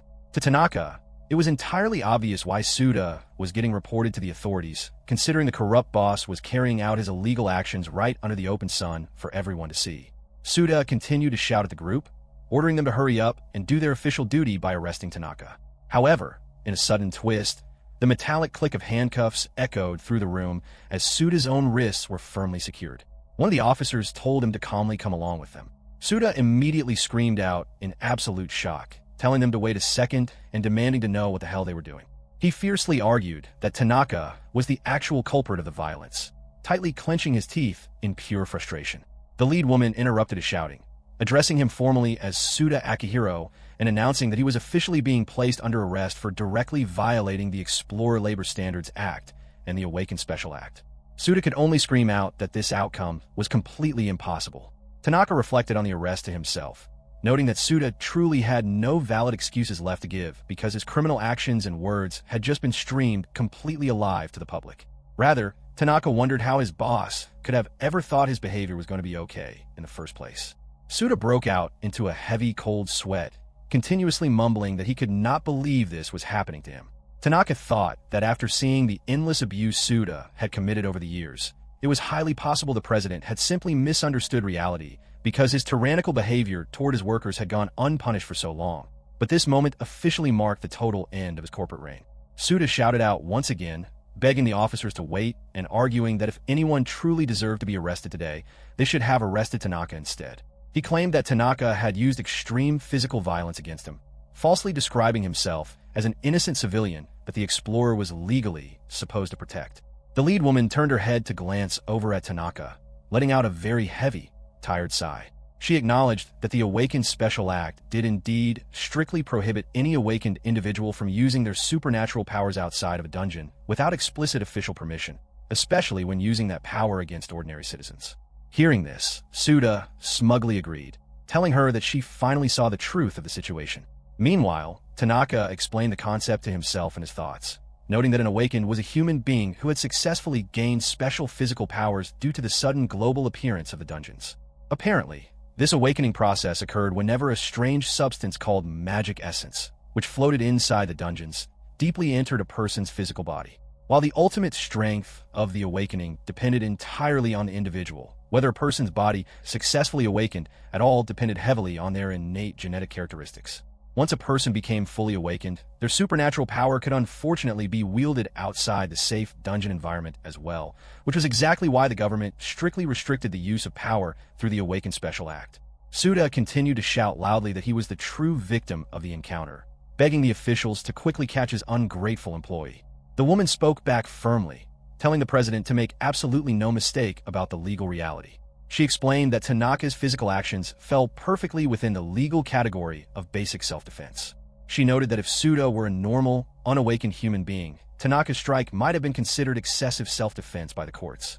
However, because both of the men in this room were officially registered as awakened individuals, Suda was overwhelmingly to blame for the entire fight because he had aggressively made the first move and had even pulled out a lethal dungeon weapon to attack. Suda gasped out in horror, asking her what she had just said. Tanaka muttered to himself in relief, realizing that since Suda was once an active dungeon explorer in his youth, he was indeed considered an awakened person under the law. Because of that fact, Tanaka realized he would happily not face any legal punishment under the Awakened Special Act, feeling glad for once that Suda possessed supernatural traits. The lead woman then added that with the basic explanation out of the way, she was afraid she would still need Tanaka to accompany them to the public office to fill out a standard report. She addressed him directly by his full name, asking if Tanaka Makoto understood the request. Tanaka quickly replied that he understood, but he thought to himself that having to travel all the way to the government building was going to be a massive, exhausting pain. He stared closely at the woman's face, wondering why her appearance seemed so incredibly familiar to him. Tanaka suddenly asked if she was, perhaps, a person named Amatsuki. The woman sighed softly, asking him if he was truly only noticing her identity just now. Tanaka added a shocked realization to his thoughts, recognizing that because he had not seen her for an incredibly long period of time, he had failed to recognize her adult face at all, feeling deeply impressed by how beautifully and successfully she had grown up over the years. Just then, Suda screamed out in absolute terror, repeating her full name and asking if she was truly the famous Amatsuki Kanade. He fearfully questioned what the legendary chief of the official dungeon subjugation unit was doing personally visiting a small subcontractor office. Amatsuki looked down at him and explained coldly that whenever a criminal offender was a registered awakened individual, a high-ranking member from the elite subjugation unit was legally required to be physically present during the official arresting process. She added that this strict rule existed because in the high likelihood that a powerful offender tried to violently escape, normal police officers would possess absolutely no physical ability to chase or catch them. Suda yelled out in a frantic panic, stating that he fully understood the law, but still could not comprehend why a top government official like her would come out to a small office like this. He He desperately argued that surely the things he had done were not severe enough to warrant her personal presence. Tanaka agreed completely with that thought to himself, recognizing that the massive crimes Suda had committed were actually far worse than his boss realized. Even so, he felt that Amatsuki coming all the way out here was certainly strange just to deal with an ordinary, small-time corporate criminal like Suda. Tanaka knew that Subjugation Unit 1 was a highly elite division within a Monster Subjugation Bureau, operating as a powerful internal department of the Ministry of Monster Control that usually only handled extreme national emergencies. All the members of that elite unit were incredibly skilled, awakened individuals. Whenever dangerous monsters suddenly appeared inside the city streets, these professionals would deal with them quickly, and they were also highly active in chasing down and arresting dangerous, awakened criminals. Amatsuki Kanade was the official chief of Subjugation Unit 1, which meant she was the absolute top official in the entire department. She was incredibly strong, highly smart, and to top it all off, she was a stunning beauty. Because of these traits, she was considered the brightest rising star of the Ministry of Monster Control. The fact that she was much younger than him and already held the high rank of chief just went to show how remarkably talented she really was. In the past, the two of them used to go dungeon diving together quite often, and they had naturally gotten much closer with each successful dive. Now, on one hand, she had become a top-tier elite official, while on the other hand, he had spent years as a miserable corporate slave. Amatsuki spoke to the room, explaining that there was no deep hidden meaning behind why she was personally here today. Tanaka thought to himself about their paths, wondering how the gap between their social statuses had managed to become so incredibly large over the years. Amatsuki added that she simply happened to be the specific officer available to handle the call today. At the same time, Tanaka doubted the explanation inwardly, knowing that Amatsuki was supposed to be a quite busy woman. He wondered if her excuse was actually true, or if she had perhaps traveled all this way just to see a certain someone. Suddenly, their eyes met directly across the quiet office, causing Amatsuki to freeze up completely for a second before she quickly turned her face away. Tanaka was left looking completely stunned by the reaction, wondering if she secretly hated him now. Amatsuki then loudly ordered her assistants to take the criminal away immediately. The two large men quickly replied in agreement and grabbed the boss. Suda screamed frantically as he was being dragged out, loudly declaring that he was the president of the company and demanding that they let him go free. He shouted back into the room, calling out Tanaka's name and screaming that he was absolutely not going to let him get away with this betrayal. He warned Tanaka to remember this day, swearing that he would avenge his humiliation one day in the future. Suda's angry shouts echoed loudly all across the building's hallways as he kept promising that he would definitely get his payback. One of the guards shouted back at him to be quiet, warning the screaming man to stop resisting the arrest or he would immediately tighten the metal handcuffs. Suda kept yelling, asking them if they knew how much money he paid in annual taxes and arguing that he was the one practically paying all of their government salaries. Tanaka let out a tired sigh, thinking to himself that Suda was truly full of annoying energy until the very end of his reign. Anyway, he felt glad that the massive fuss concerning his official resignation had finally come to an end. Amatsuki called him by his first name, Makoto, and stated that she would like to officially hear his side of the entire story as well. She noted that he would be voluntarily accompanying her department back to the public office. Tanaka replied by asking if they could please do that at a later time, explaining that he had not been able to sleep properly for these past few weeks and was currently at his physical limit. Before Amatsuki could finish speaking her response, Tanaka casually threw a small black business card directly toward her. With a highly surprised expression on her face, she quickly caught the flying card right between her fingers. Tanaka thought to himself that if the officer had been an unknown government official, he would have behaved and accompanied them right away, but he felt sure that Amatsuki would be fine with handling a tiny bit of pampering from an old friend. Before walking away, Tanaka told her that he would definitely talk to her later, instructing her to just contact the phone number printed on the card. After saying goodbye, and without giving it a single second thought, Tanaka suddenly hurled his body directly out of the open office window, plummeting straight down from the great heights of the building. Amatsuki quickly rushed over to the window ledge to look down, shouting out loudly that she had actually come all this way just to see him. Tanaka glanced back up at her as he rushed through the air, wondering if she had just said something to him. He quickly dismissed it, figuring it was probably just his tired imagination playing tricks on him. He felt that Amatsuki was now a distant memory to him, deeply doubting that they would ever go into dangerous dungeons together again like they used to do in the old days. Outside, Tanaka was resting while leaning comfortably against the wall when Adachi happened to spot him. Walking over, Adachi called out to him energetically, exclaiming that he had watched the live stream and that Tanaka had been on fire. Tanaka quickly looked at him, and urged him to lower his voice, worried about the risk of being recognized by passersby. Teasing him playfully, Adachi joked about how he was already acting like a famous celebrity and acknowledged how difficult it must be to handle such sudden popularity. Unamused, Tanaka began walking away, stating that he was heading home, which prompted Adachi to grab onto his suit and beg for forgiveness, insisting he was only joking around. Shortly after, the two of them were sitting inside a family restaurant, where Tanaka pointed out that Adachi always seemed to blurt out whatever was on his mind to anyone who would listen. Laughing it off, Adachi apologized and admitted that he simply felt like talking a lot whenever he was hanging out with Tanaka. To make amends, Adachi generously offered to let Tanaka order whatever he wanted from the menu, framing the meal as a special retirement gift. Tanaka let out a gentle sigh and began looking over the menu options. Out of nowhere, he received a message on his phone, leading him to think to himself about how he was wide awake and had plenty of things he was eager to try. He decided he might as well treat himself to a big meal while he was hungry, reflecting with a bit of humor that receiving a retirement gift at a simple family restaurant was quite fitting, though he was genuinely relieved to have a break while unemployed. When the waiter arrived to take their orders, Adachi encouraged Tanaka not to be shy about what he wanted. Tanaka happily obliged, asking the waiter for an extra-large cheeseburger, an extra-large order of potatoes, the largest serving of steak available, and the biggest portion of rice. The waiter stood in shock as Tanaka continued, adding a large curry plate, the biggest portion of pasta, a full drink bar, and a tower of pancakes to his order, stating that those items would be all for now. Adachi gasped in disbelief, questioning how that could possibly be just for now, but Tanaka explained that eating that much was necessary to satisfy his hunger at the moment. Adachi protested that it was far too much food and warned that even at an affordable family restaurant, such a massive order would completely drain his allowance.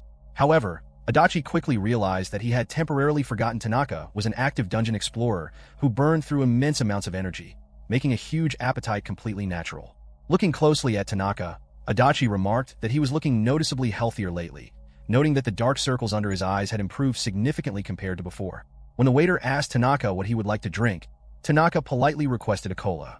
Reflecting on his past, Tanaka thought to himself about how he used to resemble a dead man walking back when he worked as a corporate slave. He remembered looking into the mirror earlier that morning and thinking he looked near death, making him deeply thankful that he was finally returning to the healthy appearance of a living person. Turning to Adachi, Tanaka asked what it was he had wanted to discuss. Remembering his main purpose, Adachi explained that he wanted to lighten things up before a whole flood of changes arrived, revealing that he had created something special during his time away from work. Adachi handed over a document titled Tanaka Makoto's Road to Becoming a Popular Streamer. Tanaka was surprised as he flipped through the pages, discovering a comprehensive set of detailed tips and strategies for managing a successful live stream. Adachi pointed out that Tanaka likely did not know much about the world of streaming, but assured him that there was no need to worry because he was determined to turn Tanaka into a world-class streamer. Touched by the gesture, Tanaka grew emotional as Adachi pulled out yet another surprise. Adachi presented him with a new camera drone, explaining that while it was an older model compared to the one he had previously used with the Black Dog Guild, it was still completely functional and would serve him well for the time being. Tanaka was deeply moved, asking if Adachi had really gone through the effort of preparing a dedicated drone just for him. Adachi reassured him that it was no trouble at all and asked him to hold on for a moment while he set something up. Adachi then displayed a newly created account page on his screen, explaining that because new accounts usually could not stream immediately, he had taken the liberty of creating one the previous day to save time. This meant Tanaka could officially begin streaming as early as tomorrow, and Adachi promised to send over the login credentials and password later that day. Overwhelmed with gratitude, Tanaka praised Adachi's talent and asked if he was truly sure about doing so much for him, admitting that he did not have the means to repay him properly as an unemployed man. Adachi warmly dismissed his concerns, insisting he was not low enough to leech off someone without a job and stating that he was simply having fun helping out. Excited to see Tanaka in action, Adachi urged him not to worry about a thing and to just give it his best effort, handing Tanaka a spoon and fork so he could finally dig into his feast. Sharing a warm laugh together, Tanaka gratefully accepted Adachi's generous offer to make full use of the stream setup and the new equipment, to which Adachi happily encouraged him to go right ahead.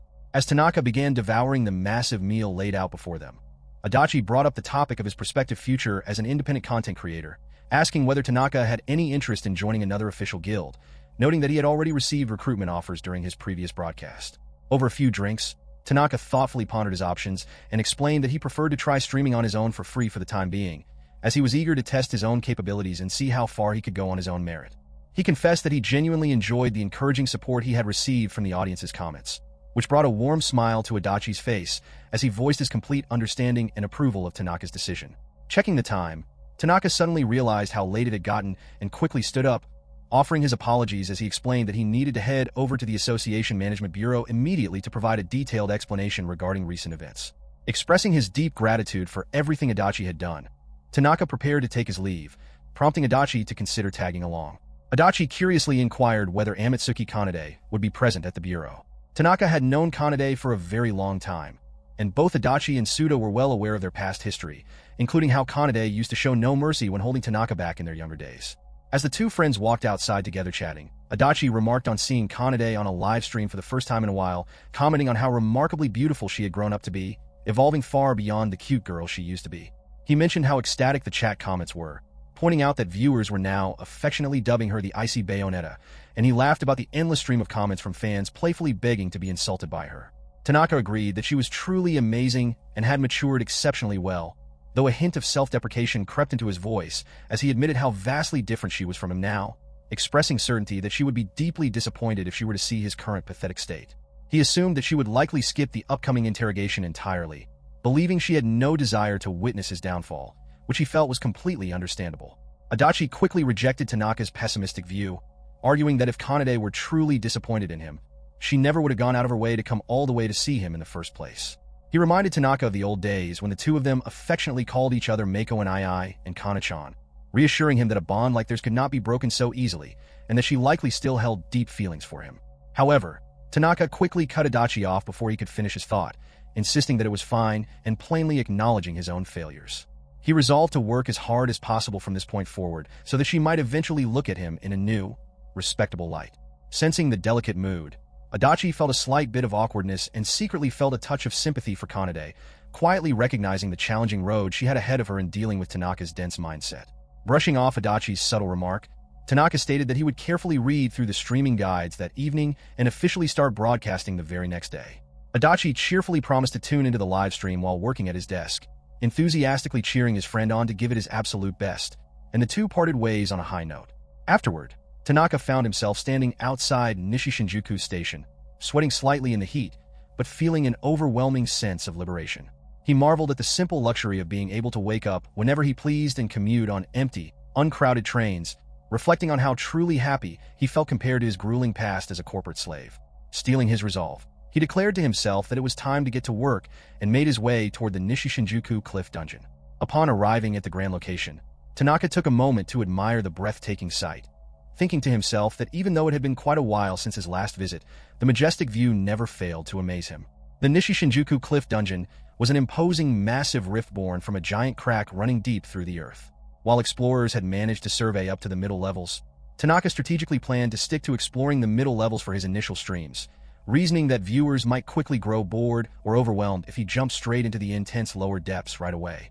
Adachi's strategic notes had emphasized that while sudden power spikes in content could trend amazingly well, overly rapid progression often caused audience interest to fizzle out just as fast.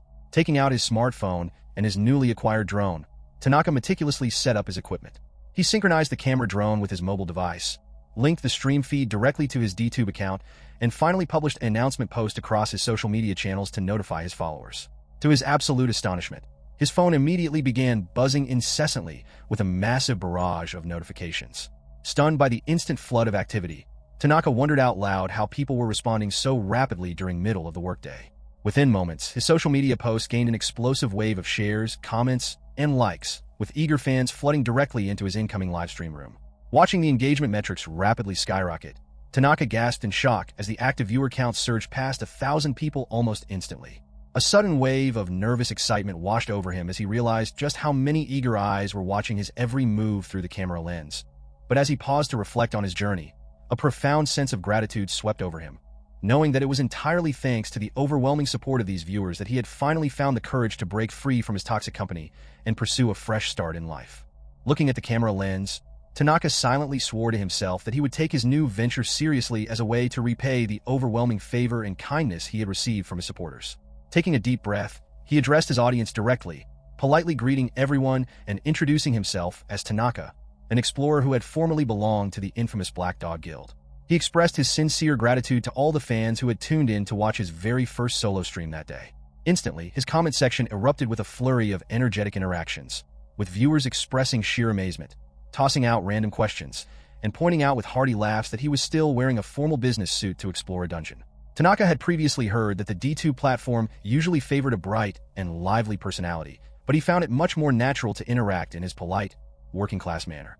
Remembering that Adachi had reassured him that his overly formal corporate persona was actually hilarious in its own right, Tanaka felt confident moving forward. However, amidst his introduction, Tanaka suddenly realized he had made a classic beginner mistake and forgotten to project the stream chat directly onto his display interface.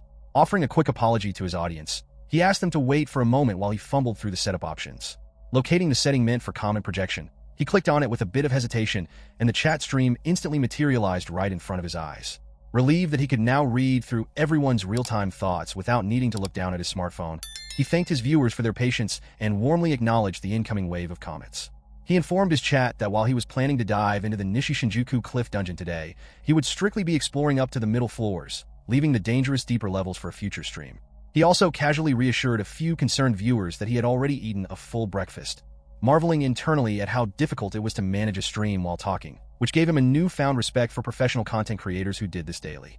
Moving closer to the dungeon entrance, Tanaka politely asked his audience to help share and promote his livestream link across their social media accounts, openly reminding them with a touch of self-deprecating humor that he was currently an unemployed man in need of support. It was an extraordinarily clear and beautiful day as he approached the Nishi-Shinjuku Cliff Dungeon, a massive subterranean labyrinth uniquely situated right in the middle of a bustling metropolis. Because the underground dungeon expanded deep beneath the base of a towering cliff, reaching the lower entry points historically required a tremendous amount of physical labor. To streamline the process, the Dungeon Administration Bureau had recently constructed a massive central elevator system designed to carry explorers directly down to the bottom of the cliff face. However, upon arriving at the dungeon elevator station, Tanaka was stunned to find the entire area completely jammed with a massive crowd of fellow explorers. Having visited this dungeon several times in the past, he had never once encountered such an overwhelming bottleneck, leading him to wonder if someone had discovered an exceedingly rare item or spotted a high-tier monster deeper inside. Realizing that standing around in a massive line would ruin the pacing of his broadcast, Tanaka grew increasingly anxious about failing on his very first day. Sure enough, disappointed comments began trickling into his live chat, with viewers complaining about the lack of action. Noticing the shift in the chat's mood, Tanaka panicked, realizing that if things continued at this sluggish pace, his debut stream would turn into a total disaster. Despite having thoroughly studied all the streaming strategies and guides provided by Adachi, putting them into actual practice was proving to be far more challenging than he had anticipated. Steeling his resolve, Tanaka decided he had to take action to turn the situation around, announcing to his viewers that he would go investigate the cause of the delay by asking someone in the crowd. Initiating a conversation with complete strangers was something Tanaka rarely ever did, making the action feel wildly out of character for his usually passive personality. Ordinarily, his severe social anxiety would have prevented him from approaching anyone, but the pressure of the live stream pushed him forward. Gently tapping the shoulder of an explorer standing directly in front of him, Tanaka politely asked if he could bother him for a quick question. The man turned around with a casual response, but as soon as he locked eyes with Tanaka, his expression shifted to absolute shock. Recognizing the former corporate worker instantly, the explorer loudly pointed out his presence, calling him the famous corporate swordmaster. The surrounding crowd of explorers immediately turned their attention toward them, instantly recognizing Tanaka and murmuring in surprise, with one person even loudly commenting on how much more handsome he looked in person. Finding himself suddenly surrounded by a sea of staring eyes and intense public attention, Tanaka felt an immediate, sharp pain shoot through his stomach, silently groaning in distress as his fragile digestion gave way under the sheer pressure. Meanwhile, the sudden burst of unexpected real-world drama caused his live stream comment section to explode with newfound energy, with fans gleefully pointing out that he had genuinely become a full-fledged celebrity. Ignoring his internal panic for a moment, Tanaka politely asked the nearby explorer why the entrance was so unusually packed, to which the man replied by asking if the former corporate slave swordmaster was also planning to dive into the Nishi-Shinjuku cliff today. The explorer expressed his genuine disbelief and delight at how lucky he was to be diving into the dungeon at the very same time as a famous celebrity. Observing the man's excitement, Tanaka pondered the casual nickname Nishi Cliff, wondering if it was short for the Nishi-Shinjuku Cliff Dungeon. While he acknowledged that the official title was indeed quite long and tedious to say repeatedly, he could not help but wonder if abbreviating it to that extent was taking things a bit too far. Politely trying to steer the conversation back to his original question, Tanaka asked about the cause of the massive delay, prompting the enthusiastic explorer to laugh heartily and apologize for losing his composure. The man explained that the central elevator leading down into the dungeon entrance had broken down mid-operation. While a few explorer groups had managed to go down earlier in the morning, The mechanical failure occurred halfway through the shift, leaving the system completely unusable and stranding 18 people below with no immediate way to lift them back up. Expressing his sincere thanks to the helpful explorer for the information, Tanaka stepped back to assess his limited options. He realized that waiting around for the maintenance crew to repair the elevator was entirely out of the question, yet abandoning the site to travel to an entirely different dungeon would be an absolute letdown for his audience. Glancing down at his live stream display, he noticed that his chat section was already growing impatient, with various viewers asking chaotic questions while others urged him to hurry up or abandon the broadcast entirely. Tanaka felt a sudden wave of panic as he realized the audience was making hasty decisions on his behalf, threatening to tank his subscriber count before his solo streaming career had even properly begun. However, a sudden realization struck him as he remembered that the detailed reference guide provided by Adachi included specific solutions for handling unexpected equipment failures and broadcast delays. After quickly locating the saved document image on his mobile phone and reviewing the instructions, Tanaka formed a clear plan of action. Heading directly over to the dungeon administration receipt counter, he approached the two female staff members on duty. One of the staff members was currently taking an urgent phone call, confirming that 18 explorers were currently trapped inside the dungeon and that their overall safety had not yet been verified. Stepping up to the desk, Tanaka politely introduced himself and handed over his official identification card, asking the receptionist if she could process his check-in application so he could enter the dungeon. The moment the staff member caught sight of his face, her eyes widened in complete shock as she recognized the famous corporate swordmaster standing before her.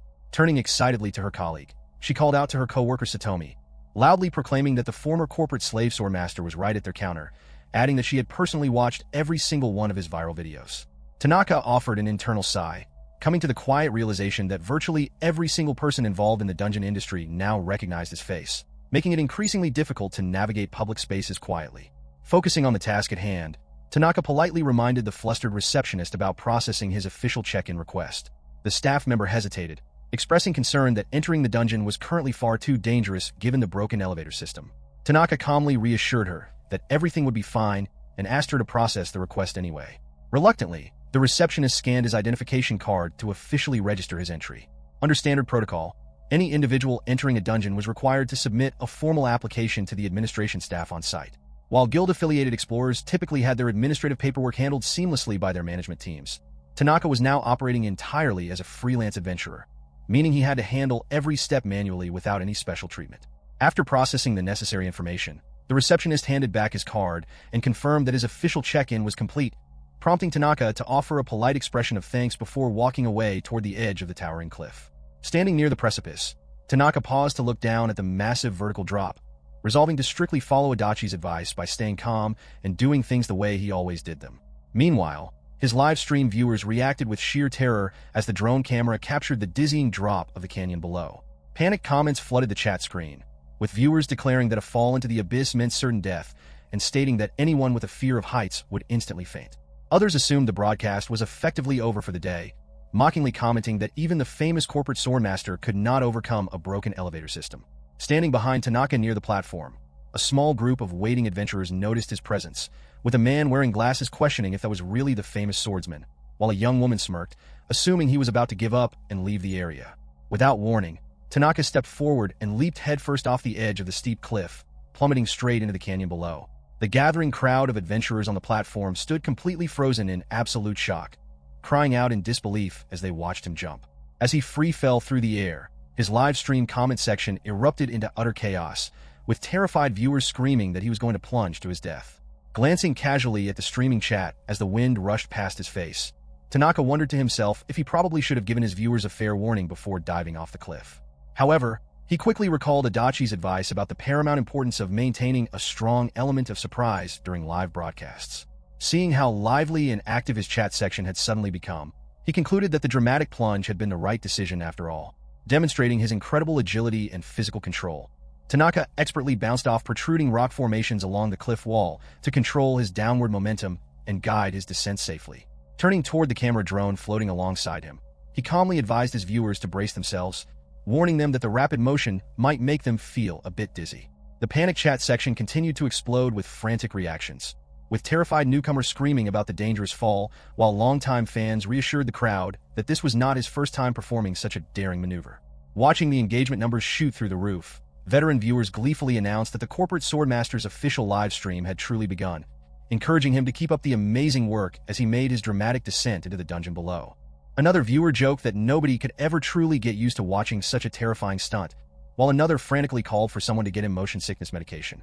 Others in the chat expressed genuine shock for his safety, pointing out that even though awakened adventurers were unusually tough, a fall at that speed ought to kill anyone. Watching the endless flood of comments pour in, Tanaka thought to himself that while he did not entirely understand everything that was happening, the stream seemed remarkably lively, confirming that jumping off the cliff had indeed been the right move. Noticing the canyon floor fast approaching, Tanaka calmly announced that it was time to begin slowing down his descent.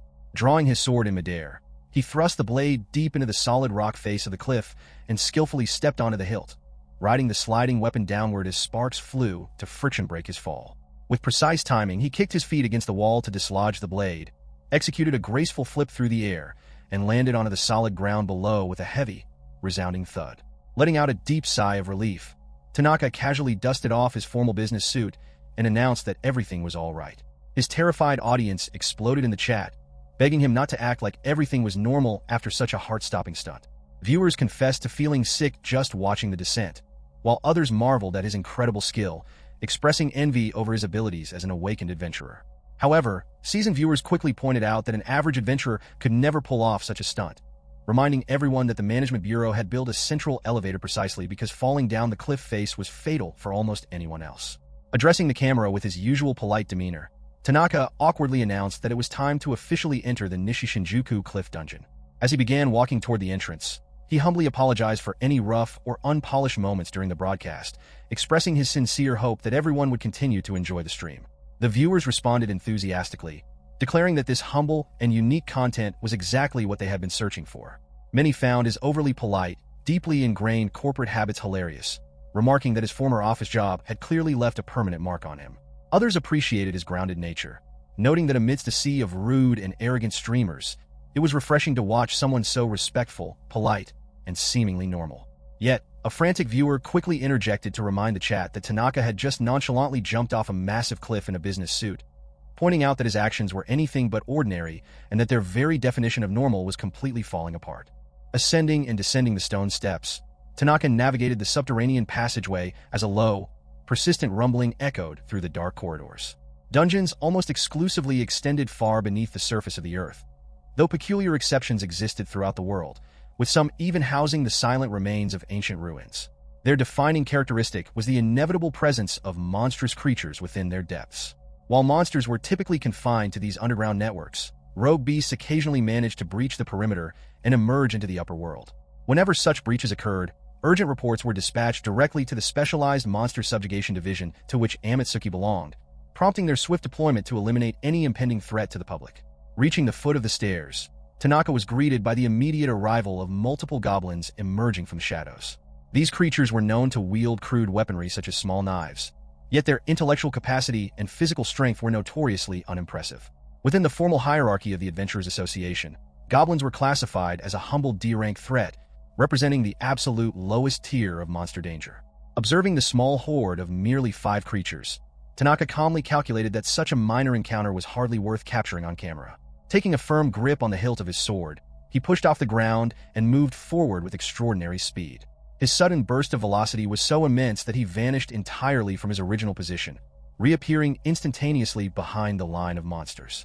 The goblins stood frozen in complete bewilderment, entirely incapable of tracking such high-speed movement. A fraction of a second later, the force of his unseen attack caught up, and the creatures were instantly sliced into pieces before dissolving away. Knowing that low-level monsters of that caliber possessed no chance of following his physical trajectory, Tanaka resolved to venture deeper into the middle floors of the dungeon to deliver a far more impressive demonstration for his live broadcast. Meanwhile, the live audience watching the feed exploded into utter shock and disbelief. The rapid sequence of events left the chat overwhelmed by confusion, with viewers struggling to comprehend how the combat had concluded so abruptly. Even experienced individuals, including an active B-rank adventurer monitoring the stream, admitted complete inability to perceive the motion of the blade, expressing a sudden loss of confidence in their own hard-earned combat skills. Other viewers attempted to analyze the moment by rewinding the video stream and examining the footage frame by frame, only to discover that the camera hardware itself was entirely incapable of rendering his movements. The realization that human recording technology had been completely surpassed by raw physical agility led to a flurry of lighthearted banter and playful suspicion regarding the extraordinary nature of his abilities. Observing the intense reaction pouring into the comment section, Tanaka reflected on the situation with mild surprise. From his perspective, he had simply dispatched a handful of basic goblins, monsters that should not pose a significant challenge to anyone trained in combat. He surmised that the audience's overwhelming excitement stemmed from the fact that the vast majority of the viewers were ordinary civilians rather than trained adventurers, rendering them unfamiliar with standard martial feats. Attempting to modest the moment, Tanaka lightheartedly addressed the stream, offering a gentle smile and explaining that while he appreciated their enthusiasm, defeating low-tier goblins was hardly a momentous achievement. He attempted to reassure the crowd that with a modest amount of dedicated training, almost anyone could replicate similar results.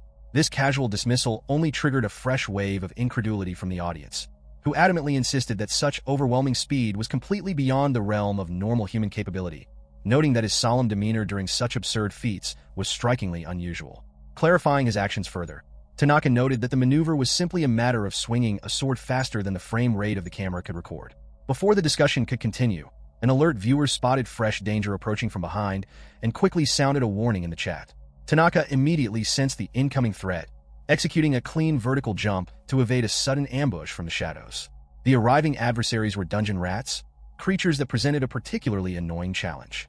Although their actual combat strength matched that of a standard goblin, their incredible agility and overwhelming stench made them a severe nuisance. The foul, rotten odor contained within their blood was notorious for clinging to armor and clothing for extended periods once spilled. Reflecting back on his early days as a novice adventurer, Tanaka remembered how much trouble these fast, pungent creatures used to cause him. Noticing that his viewers shared his distaste for the foul beasts, Tanaka decided to demonstrate an efficient technique specifically designed to dispatch dungeon rats without suffering the messy, foul-smelling consequences of close-quarters liquid splatter. The audience reacted with eager curiosity, divided between genuine interest in learning the trick and skepticism regarding how simple the execution would actually prove to be. Sensing their target, the dungeon rats let out a harsh, high-pitched squeak and launched themselves through the air in a synchronized assault. With his gaze locked firmly onto the airborne beasts, Tanaka readied his weapon with absolute composure. As the creatures closed the distance, he executed a single, fluid strike with supreme precision.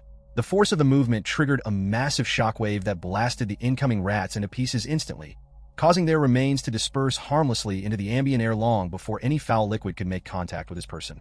By swinging his weapon at supersonic speeds, Tanaka had successfully unleashed a powerful shockwave, a localized sonic boom known as the flying blade technique, effectively eliminating the threat cleanly and efficiently without leaving a single trace of stench behind. With the dungeon rats eliminated without a single drop of foul blood contaminating his gear, Tanaka turned his attention back to the live broadcast monitor. He felt confident that the demonstration would serve as a practical lesson for his audience, assuming that most viewers were likely unfamiliar with such a specialized combat technique. Expecting a wave of appreciation from viewers who found the trick helpful, he offered a brief check-in with the audience, casually inviting any questions regarding his execution. However, the comment section rapidly filled with disbelief and overwhelming skepticism rather than enthusiasm. The live audience pointed out the absurdity of the suggestion, emphasizing that regular human beings were completely incapable of generating supersonic shockwaves through simple physical strength alone. Comments flooded in with sarcastic banter, wild theories regarding his past background, and outright denial that average individuals could ever hope to replicate such an extraordinary feat. Watching the unexpected reaction unfold, Tanaka was left thoroughly bewildered, questioning why his straightforward advice was failing to resonate with the viewers and wondering if he ought to shift his approach entirely. Before he could change tactics, his mobile device vibrated with an incoming notification. Checking the screen, he found an encouraging message from Adachi urging him to maintain his current style and press forward. Though still somewhat dubious about the direction of the stream, Tanaka deferred to the feedback and decided to continue with the broadcast as planned. Addressing the audience once more, he announced his intention to proceed toward the middle levels of the dungeon while encouraging viewers to submit any lingering questions to his social media question box. Without hesitation, Tanaka leaped from the edge of a subterranean cliff, dropping into the cavernous depths below. As he descended, he encountered various monstrous threats lurking along the rocky terrain, effortlessly slicing through each beast with blinding speed and precision. Upon landing on another elevated rocky ledge, overlooking an even deeper chasm, a low, echoing rumble reverberated from the dark abyss below. He noted that beyond this point lay the formal threshold of the middle levels, a dangerous zone where significantly stronger monsters roamed, requiring a heightened level of caution. Pushing deeper into the abyss, he vaulted off the ledge into the lower cavern.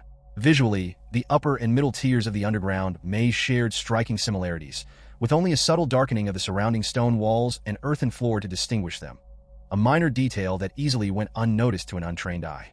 The true defining distinction between the levels lay in the concentration of mana essence present in the atmosphere. Mana essence existed as a mysterious energy capable of awakening and enhancing latent abilities within human beings. However, its concentration increased drastically the deeper one descended into a dungeon. Adventurers who foolishly rushed into the lower depths without proper acclimation risked contracting severe mana essence poisoning, a fatal condition that was tragically common during the early days of dungeon exploration. Much like deep-sea diving or high-altitude mountain climbing, exploring subterranean depths required gradual exposure to allow the human body to naturally adapt to the hostile environment. Taking a moment to educate his audience, Tanaka warned that mana essence sickness remained a very real hazard within the middle levels, as excessive exposure over a short duration could exert severe toxic effects on the body. He strongly advised anyone planning to explore underground ruins to exercise extreme caution regarding environmental exposure. This warning immediately prompted a flurry of memory recalls among the livestream viewers.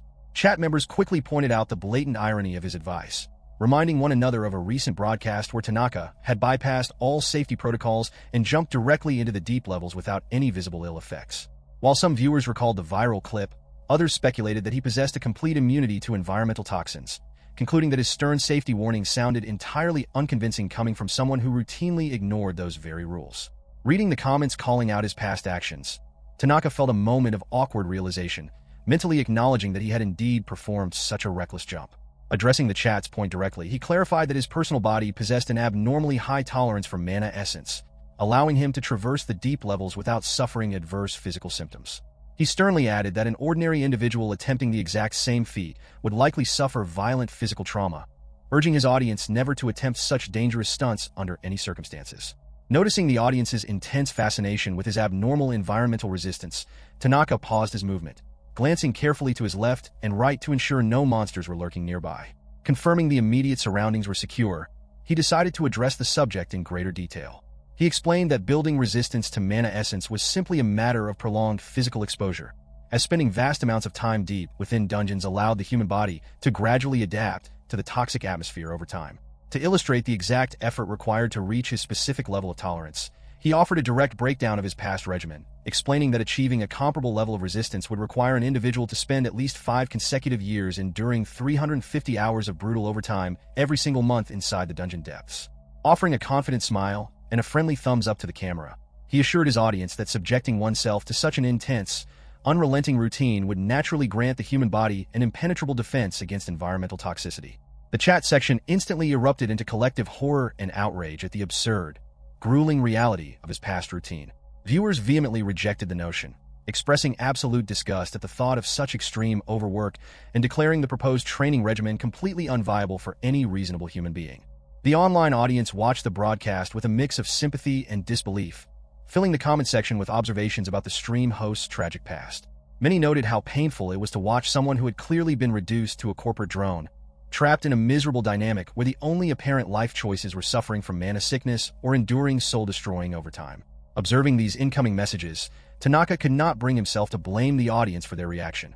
He knew all too well that he had no desire to ever return to that agonizing lifestyle. Attempting to address their concerns, he explained that building a natural resistance was entirely possible by consuming items found within the depths of dungeons.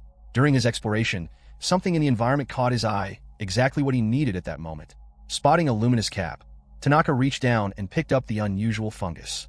He explained to his audience that this particular bluish, glowing mushroom grew exclusively inside dungeon environments and was densely packed with mana essence. By ingesting it, a person could directly absorb a portion of that energy. Without hesitation, Tanaka placed the mushroom into his mouth and began to eat it directly on stream. He calmly noted that while the overall texture was somewhat strange, the actual flavor was surprisingly decent. The viewers reacted with immediate shock and disgust. The comment section erupted into chaotic commentary, with people expressing horror that he was consuming the fungus entirely raw. Viewers questioned whether anyone had ever taught him basic survival rules, like avoiding glowing objects, or pointed out that glowing flora was almost never seen above ground in the first place. Others stressed that eating raw dungeon material was universally considered a dangerous error, recalling public incidents where individuals ended up hospitalized for trying similar stunts. Some viewers humorously remarked on his mouth physically glowing, while others pointed out that even safe, ordinary mushrooms were never supposed to be eaten uncooked. As he continued chewing, Tanaka realized from the flood of panicked messages that the audience was genuinely disturbed by his actions. Clarifying his process, he explained that anyone attempting to consume such fungi needed to take it very slowly, as absorbing mana essence too rapidly could easily result in severe poisoning. In reality, Tanaka's unusual dietary habit was born out of extreme desperation.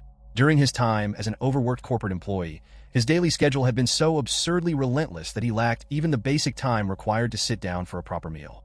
Out of sheer necessity, he had resorted to eating raw dungeon flora just to keep going. He vividly remembered how, in the beginning, the habit had caused him to collapse repeatedly from agonizing stomach pain, including one severe incident where he nearly lost his life. However, after enduring 3 brutal years at his former job, his digestive system underwent a complete transformation. His body gradually adapted to the harsh conditions to the point where he no longer experienced stomach aches, even when eating raw dungeon plants. It was a bizarre testament to the sheer limits of human adaptability. The streaming audience quickly put the pieces together, realizing that they were witnessing the painful, secret origin behind the legendary strength of the adventurer, known as Coreword. The chat was filled with awe and pity, as viewers acknowledged that no ordinary person could ever duplicate such a dangerous training method without dying in the process. One spectator recalled their own attempt to venture into the lower levels of a dungeon just days prior, only to succumb to severe nausea within 5 minutes. Deeply moved by his tragic past, a viewer sent a monetary donation along with a message expressing how heartbreaking his story was, urging Tanaka to use the money to buy himself a proper, delicious meal. The appearance of this donation sparked confusion among other viewers, who wondered how and when the channel had unlocked the ability to receive paid contributions.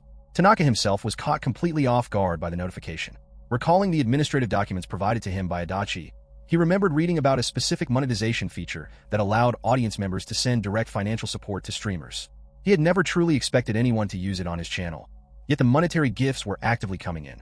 Realizing he needed to show proper gratitude, a flustered Tanaka expressed his sincere thanks for the paid message, promising the audience that he would use the funds to treat himself to a good meal. He acknowledged that the feature had only been unlocked thanks to the continuous support of his community, bowing deeply to express his heartfelt appreciation. Suddenly, a series of bright notification sounds echoed through the broadcast as a rapid wave of fans began sending back-to-back monetary donations. Staring at the screen in disbelief, Tanaka felt tears welling up in his eyes. Overwhelmed by emotion, he wiped his face and quietly apologized to the viewers for breaking down on camera. Deep inside, a powerful realization washed over him. Every single hardship, painful night, and brutal experience he had endured in his past was finally paying off. He had never experienced such genuine kindness from so many people before in his life, and he felt immensely grateful that he had taken the leap to quit his soul-crushing corporate job to pursue streaming full-time. Recognizing the incredible opportunity before him, Tanaka knew he had to commit himself entirely to this path until the very end. Standing tall, he offered his deepest thanks once more, promising the audience that he would push himself to the absolute limit to ensure his content always lived up to their expectations, bowing deeply as he requested their continued support. The chat responded with a mixture of amusement and warmth, teasing him for being so intensely polite that it was almost embarrassing to watch, while eagerly promising to tune in for all of his future broadcasts. Viewers urged him not to work himself to the point of exhaustion and to take better care of his physical health, though others jokingly pointed out that the only ones actually getting their bones crushed were the dungeon monsters he fought. Ultimately, many in the audience conceded that they were becoming completely addicted to watching his streams.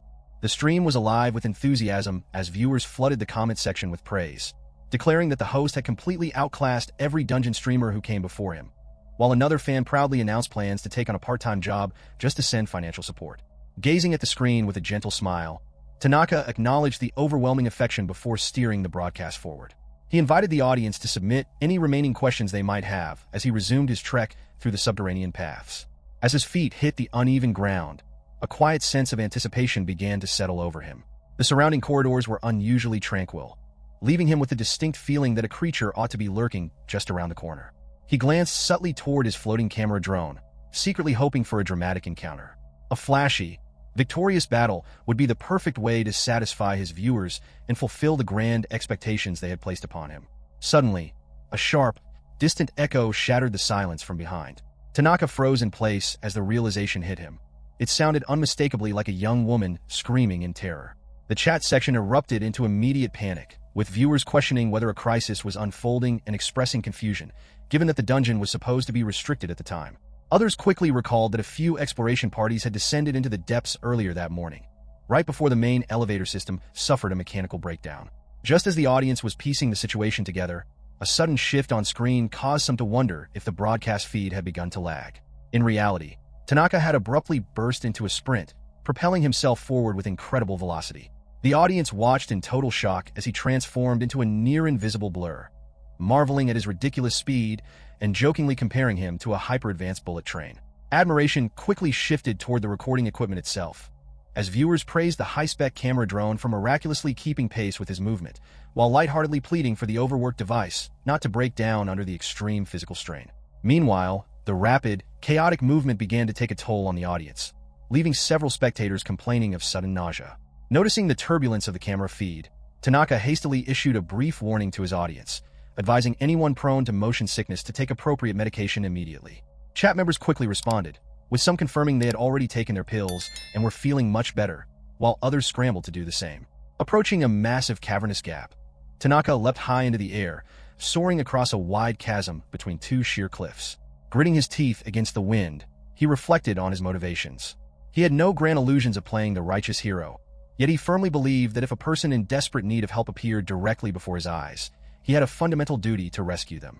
Beyond the leap, a heavy, suffocating atmosphere hung in the air. The surrounding monsters were behaving erratically, displaying an intense, unnatural agitation. An inexplicable, unsettling vibration seemed to ripple through the cavern walls, a clear sign that something had gone terribly wrong deep within the dungeon structure. Knowing that unpredictable dangers were most likely to strike during such chaotic moments, Tanaka focused his mind and heightened his senses. Scanning the cavern ahead, his eyes locked onto a harrowing scene. Kneeling on the cold stone, a lone young girl was gasping heavily for air, her hands desperately gripping her sword as she stood completely isolated against a swarm of colossal monsters. The sight left Tanaka utterly stunned, shocked to find a solo adventurer holding the line against such overwhelming odds. Tanaka stood at a distance, silently observing the high-stakes battle unfolding before him. The beast surged forward with violent momentum, launching a vicious assault directly at the young adventurer. Reacting as quickly as she could, she managed to raise her weapon just in time, shielding herself from the impact. Desperately trying to hold her ground, she uttered a plea for the creature to fall back before putting all her strength into a wide, powerful sword swing. The monster effortlessly dodged the blow, leaving her blade to crash violently into the solid ground below. Panting heavily and struggling for breath, the young girl adventurer stood exhausted in the center of the cavern. Watching from his hidden vantage point, Tanaka found himself deeply concerned. He noted how exceedingly dangerous it was for someone who appeared to be roughly college-age to be exploring such a place entirely on her own. As he watched, a flood of real-time comments from his live stream audience began pouring in, pointing out the irony of his worry. Many viewers remarked that he was hardly one to talk, considering he had a well-documented history of delving into the deepest levels of the dungeon without any companions. Others quickly came to his defense, reminding the chat that Tanaka was a unique case altogether. They explained that his previous Black Company employer had essentially forced him into those hazardous solo dives against his will, rather than it being a choice he had willingly made. The online community continued to debate the severity of the situation. While going solo in the safety of the upper levels was a manageable risk, venturing past the middle levels alone was widely regarded as absolute suicide. Dungeons were not simply inhabited by hostile creatures. They were treacherous labyrinths filled with deadly traps and unpredictable hazards. In a party of two or more, adventurers could watch each other's blind spots and offer mutual support, but a solo explorer had no safety net. Even a single minor mistake could instantly result in death. Despite the superficial resemblance a dungeon dive might have to a video game, the reality was stark and unforgiving. Once a person died, there were no second chances or second lives. Returning his focus to the battle, Tanaka evaluated the girl's combat capabilities. She was undeniably skilled and holding her own remarkably well, but the opposition was simply far too overwhelming. She was facing ogres, formidable, demon-type monsters standing over 2 meters tall, blessed with immense physical strength and a surprisingly cruel intelligence. A single ogre was already considered a dangerous adversary. Making matters exponentially worse, there were 10 of them coordinated in a unified group. They were strategically encircling the girl, calculatedly wearing down her stamina so that any attempt at escape would be completely impossible. The stream comments surged once more, filled with alarm and confusion. Viewers recognized the monstrous creatures as ogres and began asking why such high-tier threats were appearing in this specific location. Multiple people pointed out that ogres normally inhabited the much deeper, lower levels of the dungeon, making their presence here in the middle levels extremely unusual. The consensus rapidly formed that they were witnessing an irregularity, raising the panic level among the viewers. Tanaka silently agreed with the audience's assessment. An irregularity was precisely what was occurring, a rare phenomenon where the established logic of the dungeon broke down. One of the most common manifestations of an irregularity was a massive spawn or migration of high-level monsters appearing in upper or middle sectors where they had no business being. At that moment, an ogre lunged aggressively toward the girl. She managed to dodge the initial strike, but another ogre had already positioned itself right beside her. Swinging a massive wooden club with terrifying speed, the beast struck her. Although she raised her sword in time to block the blow, the sheer physical force of the heavy impact knocked the weapon directly out of her hands, sending it flying across the ground. Left completely disarmed, she could only watch in terror as her sword landed out of reach. The ogre towering in front of her seized the opportunity, extending its massive hands forward until its fingers were inches from her face. Before the creature's claws could make contact, Tanaka made his move. Stomping his feet forcefully into the ground to build explosive momentum, he launched himself forward across the cavern at blistering speed. The ogre snapped its massive hand shut, believing it had captured the girl. However, when the monster opened its palm to inspect its prize, it found nothing but empty air. A sudden, violent gust of wind whipped past the beast, generated by Tanaka's incredible acceleration. Looking over, the ogre saw Tanaka already several paces away, carrying the girl safely in his arms. In the very next fraction of a second, a blinding slash cut through the air. The ogre's eyes were sliced open before it could even process what had happened. Within a single beat of a heart, the massive creature's entire body was systematically dismantled, falling apart into sliced pieces. Tanaka glanced briefly back toward the remains of the defeated monster. He spotted a valuable ogre horn resting on the ground. When monsters were slain, they typically left behind specific drop items, while the remainder of their physical bodies dissolved into pure mana essence to be absorbed back into the dungeon structure. The speed of this absorption process varied depending on the species. While Tanaka recognized that an ogre horn was worth a significant amount of money, he quickly dismissed the thought, realizing he needed to focus entirely on the girl's well-being. However, as he lowered his gaze to check on her, Tanaka instantly froze in place. He suddenly realized the exact position of his hands, which were firmly gripping the girl's body and legs to keep her elevated. Panicked thoughts raced through his mind as he questioned the appropriateness of the physical contact. Given that it had been an absolute life-or-death emergency, he desperately hoped she would forgive his forwardness and not pursue any legal action against him. Gathering his composure as best he could, Tanaka softly inquired if she was unhurt. The girl responded with a shy, quiet affirmation. Relieved, Tanaka knelt down to gently place her back on her feet, asking if she felt capable of standing on her own. She quietly confirmed that she was fine. With the immediate danger resolved and the awkwardness settling over them, Tanaka fell completely silent. Tanaka carefully observed the exhausted girl and came to the conclusion that, despite her obvious fatigue, she had escaped any severe physical harm and possessed enough strength to walk on her own. Introducing himself as Makoto Tanaka, he politely requested her name. The revelation left the girl visibly stunned, causing her to react in complete shock upon realizing she was standing face-to-face with the famous individual widely known online as the corporate drone swordsman. Admitting that she had failed to recognize him at first, though the thought had briefly crossed her mind, she introduced herself as Yui Hoshino, a soft-style dungeon live streamer. Suddenly, a mechanical whirring sound drew their attention as Yui's recording drone reactivated.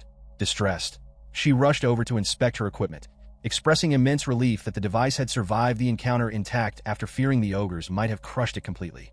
Observing her reaction, Tanaka found himself quietly surprised by how easily a random person he stumbled upon could recognize his identity. It was somewhat startling for him to realize that his online nickname held far more fame than he had ever anticipated, serving as a testament to the incredible power of internet culture. As Yui anxiously examined her drone to see if it needed repairs, a fresh wave of comments began flooding the live stream chat. Viewers quickly identified her as the creator behind the popular Yui channel, noting her recent surge in online popularity as a widely recognized and charming adventurer. A chorus of viewers praised her adorable demeanor and encouraged everyone in the chat to subscribe to her channel immediately. Meanwhile, other comments shifted toward the immediate danger, with one viewer mentioning that they had already reported the sudden irregularity to the Dungeon Management Bureau, though many questioned whether the authorities would actually send assistance. Others recalled that social media was currently buzzing about Yui's stream abruptly cutting off moments earlier, leading to wild speculation about a potential collaboration between the two streamers, while skeptical viewers doubted the Bureau would go so far as to launch a full rescue mission for independent explorers. Tanaka quietly agreed with the crowd's assessment. While he was grateful that an alert viewer had notified the Dungeon Management Bureau, he knew the chances of a rescue team arriving were virtually non-existent. The fundamental rule of dungeon diving dictated that everything occurring within a dungeon was strictly the adventurer's personal responsibility. Anyone unwilling to accept that grim reality had no choice but to join an official guild. Though Tanaka reflected bitter memories of his own former guild, knowing they would never have lifted a single finger to save anyone either. Curious about how she had gotten trapped in such a treacherous position, Tanaka asked how she found herself surrounded by high-level monsters. Yui explained in a shaky voice that she was equally baffled by the situation. She detailed how she had simply been broadcasting a routine livestream in the middle levels when an ogre unexpectedly ambushed her out of nowhere. Holding back tears, she admitted that she had never ventured into the dangerous lower levels in her entire life. Terrified, she had fled for her life, but the relentless creatures kept pursuing her deeper and deeper into the dungeon until she was completely cornered with nowhere left to run. Listening to her emotional ordeal, Tanaka felt a strong pang of empathy, understanding firsthand the deep terror she must have experienced, as he remembered frequently feeling that same overpowering fear when he first began delving into dungeons. Wanting to comfort her, he gently patted her shoulder and praised her for doing her absolute best to survive.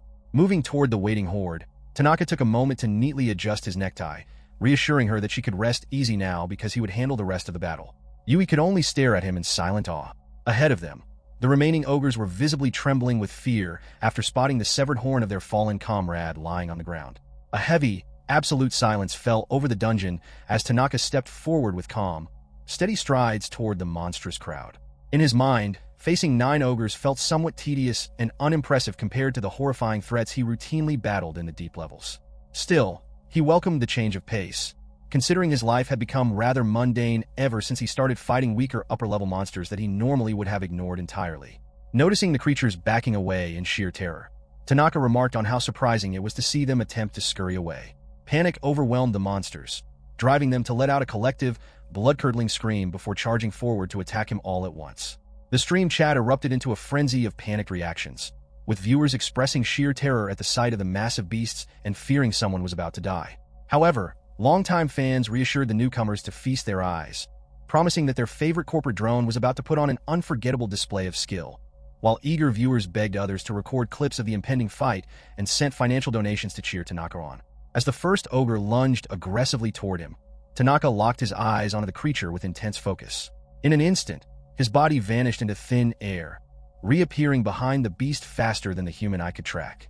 Before the ogre could even realize what had occurred, Tanaka delivered a single, blinding sword stroke that sliced the massive monster cleanly in half. The beast's bisected body collapsed heavily to the stone floor in 2 separate pieces. Without giving him a moment to rest, the remaining ogres charged in unison, completely encircling Tanaka and swinging their massive wooden clubs at him simultaneously from every direction. Unfazed by the coordinated assault, Tanaka calmly noted that their movements were far too slow. Leaping gracefully into the air, he flipped his body over their heads to dodge the oncoming blows with effortless ease. Mid-air, he hurled his sword straight down, pinning the ogre's heavy weapons firmly to the ground with incredible precision. Landing smoothly, Tanaka reclaimed his blade in a fluid motion, instantly rising into a fighting stance directly in front of the horrified monsters' faces. In a single fluid motion, Tanaka delivered a swift double kick straight into the faces of 2 nearby ogres, the intense force of the impact instantly shattering their heavy jaws and cracking their thick skulls. The remaining monsters desperately surged forward in a final, frantic charge to overwhelm him. Calmly retrieving his weapon, Tanaka raised the blade high into the air and executed a series of lightning-fast sword swings. In a fraction of a second, the heads of all the advancing ogres were severed simultaneously, their massive bodies collapsing lifelessly onto the cavern floor. The live stream chat erupted into an absolute frenzy of excitement. Viewers flooded the comment feed with praise, expressing how incredible it was to witness his prowess live rather than through replayed video clips. Many cheered that this extraordinary display was precisely the reason they tuned into his broadcasts, while several audience members began questioning whether Tanaka might consider joining their respective guilds. Other fans quickly argued that a warrior as legendary as the corporate drone swordsman was far too talented to ever be tied down by a single guild organization. Former skeptics in the chat openly admitted to having their doubts dispelled, fully acknowledging his genuine mastery. Meanwhile, several viewers humorously related the defeated ogres to their own overbearing bosses at work, expressing a collective desire to abandon their dull corporate lives just as Tanaka had done, officially hailing him as the ultimate hero of office workers everywhere. Glancing around the immediate area, Tanaka softly noted to himself that only a single monster remained standing. Despite the ongoing slaughter, the chat continued to move at a rapid pace. with observant viewers pointing out the romantic way Yui was gazing at her savior. Many joked about her completely smitten expression, while devoted fans playfully mourned the loss of their favorite streamer's heart. Other commenters admitted that they found themselves making the exact same swooning face in their own mirrors, humorously realizing that Tanaka's incredible heroics were causing everyone in the audience, regardless of gender, to fall completely in love with him. Ignoring the commentary, Tanaka sensed a heavy presence ahead. The final remaining ogre stood its ground directly in front of him, letting out low, rumbling growls as it braced for impact. Tanaka quietly reflected on the creature's stubbornness, recognizing that while the beast undoubtedly realized it was completely outmatched, it chose to fight to the death rather than flee, driven by its undeniable pride as a warrior. Deciding to honor the creature's resolve, Tanaka gripped his sword firmly and resolved to confront the beast using his absolute full strength. The ogre's eyes widened in sheer shock as Tanaka sheathed his blade and dropped into a low, focused battle stance. In Tanaka's mind, he understood that the monster likely perceived his sheathed weapon as a massive opening to exploit. In reality, taking this specific posture was equivalent to pressing the barrel of a loaded gun directly against the creature's head, where pulling the trigger would mean instantaneous demise. Announcing his self-taught sword technique known as the flash slash, Tanaka remained motionless as the desperate ogre locked its gaze onto him and lunged forward with everything it had. Tanaka stood completely still, quietly acknowledging the monster's impressive strength while preparing his ultimate attack. The flash slash was executed at such an incomprehensible speed that opponents were sliced apart before their brains could even process that an attack had occurred. Uttering a quiet remark about how the ogre simply had the misfortune of facing an opponent who was far too strong, Tanaka executed the fastest quick-draw technique imaginable. Before the ogre could make a single reactionary movement, its massive body was sliced cleanly in half, collapsing to the ground in total defeat. The sudden conclusion left the live stream audience completely stunned. Disbelieving comments poured into the chat, with viewers admitting they were entirely unable to see the attack happen with the naked eye. Shocked fans debated whether Tanaka had been holding back his true power all along, while others gleefully repeated his cool catchphrase about its opponent being too strong. Viewers marveled at his mysterious self-taught sword style, eagerly wondering what other secret techniques he possessed. Meanwhile, overly enthusiastic fans sent affectionate messages, with middle-aged viewers jokingly claiming that watching Tanaka in action was giving them literal heart palpitations. Brushing the dust off his business suit, Tanaka made his way back over to Yui, softly asking if she was unhurt. Remembering her name as Yui Hoshino, he observed her closely as she stood completely frozen in place with a deeply flushed face. Concerned by her vacant stare and bright red cheeks, Tanaka worried that the overwhelming trauma of the encounter had left her completely shell-shocked. Startled out of her trance, Yui stumbled over her words before quickly reassuring him that she was completely fine. Observing her nervous demeanor, Tanaka concluded that she seemed healthy enough to travel safely under her own power. Advising her that remaining in an open area left them vulnerable to further monster attacks, he suggested moving to a more secure location so she could properly rest, to which Yui softly agreed as they began walking together. Predictably, the live stream chat spiraled into wild speculation at the sight of the young man and woman walking alone through the dungeon. Viewers excitedly declared that Tanaka had officially acquired the first member of his personal harem, while anxious commenters worried the broadcast was rapidly teetering into inappropriate territory. Other analytical viewers chimed in, pointing out that the rise of dungeons had drastically reshaped modern society to the point where non-traditional relationships were becoming increasingly common, making such romantic developments entirely plausible. Surrounding the pair with cheerful encouragement, fans urged Tanaka to treat her gently as the two continued their journey through the dungeon. Tanaka glanced down at the rapidly updating live stream comments, finding himself genuinely baffled by the absurd direction of the chat's ongoing romantic speculation. Firmly dismissing the idea, he concluded that there was no way he would ever make a move on someone so much younger than himself, given their 5-year age difference. In his mind, he was convinced that she undoubtedly viewed him as nothing more than an uninteresting older man. Meanwhile, Yui turned her gaze toward the distance, mentally taking note of the location where her dropped sword and gear belt were lying, resolving to retrieve them once the immediate danger had passed. Tanaka continued his quiet reflections, deciding that while Yui seemed to be a genuinely kind and considerate girl who might feel a deep sense of gratitude toward her savior, a feeling of indebtedness was fundamentally different from genuine romantic affection.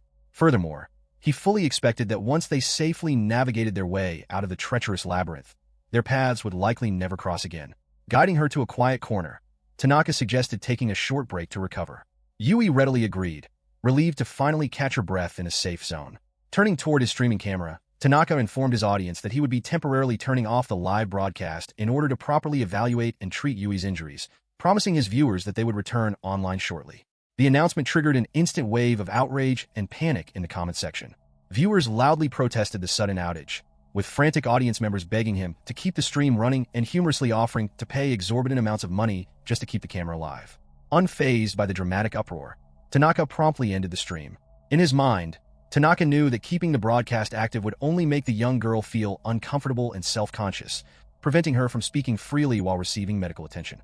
Securing the camera equipment, he confirmed that the feed was completely dark before inviting Yui to take a seat on a nearby rock. Kneeling down beside her, Tanaka politely addressed her by her last name, asking her to point out exactly where she was experiencing pain so he could begin treating her injuries. A sudden wave of embarrassment washed over Yui as she apologized profusely for causing him so much trouble. Voice trembling with profound gratitude, she thanked him repeatedly for coming to her rescue, earnestly confessing that she would have certainly lost her life in the cavern had he not intervened. Striking a serious tone, she swore that she would never forget his heroism and promised to repay his kindness no matter what it took. Tanaka gently waved off her dramatic vows, reassuring her that offering aid to a fellow adventurer in a life-or-death scenario was simply standard professional courtesy. Refusing to back down, Yui insisted that she had to offer something in return. She explained that her mother had raised her with a strict moral code, teaching her to always return any favor twofold whenever someone extended a helping hand. As she spoke with such pure sincerity, Tanaka found himself visually blinded by the sheer warmth and brightness radiating from her personality. Reflecting on his own personality, he quietly lamented how strikingly dark and cynical he had become in comparison.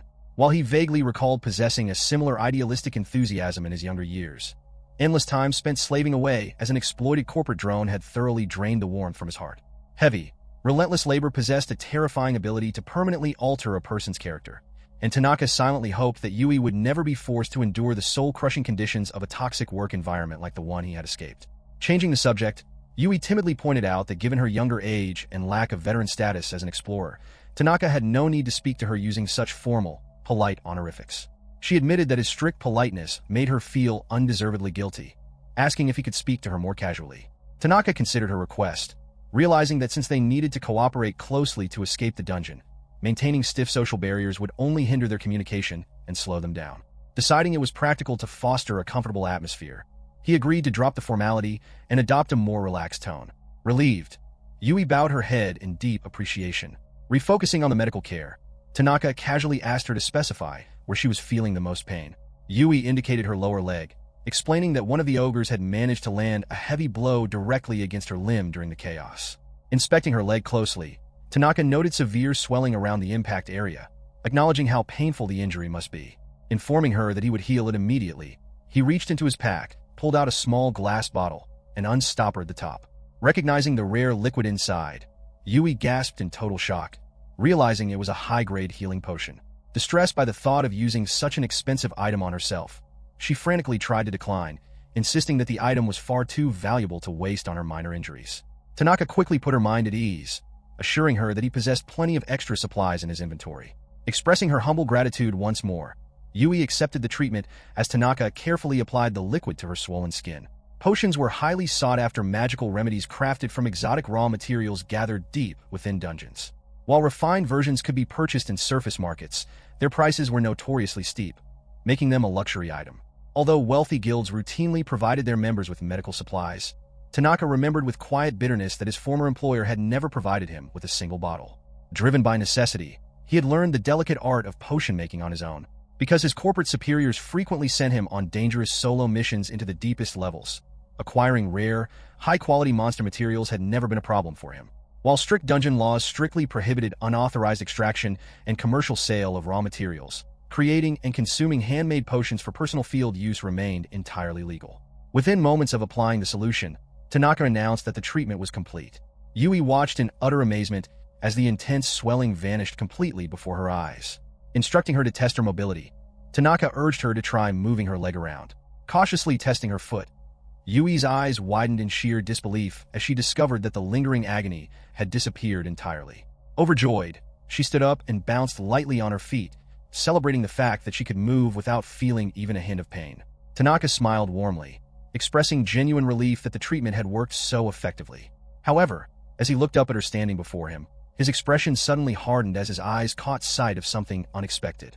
As Yui jumped up and down in celebration of her fully healed leg, Tanaka inadvertently noticed her chest bouncing from the enthusiastic motion.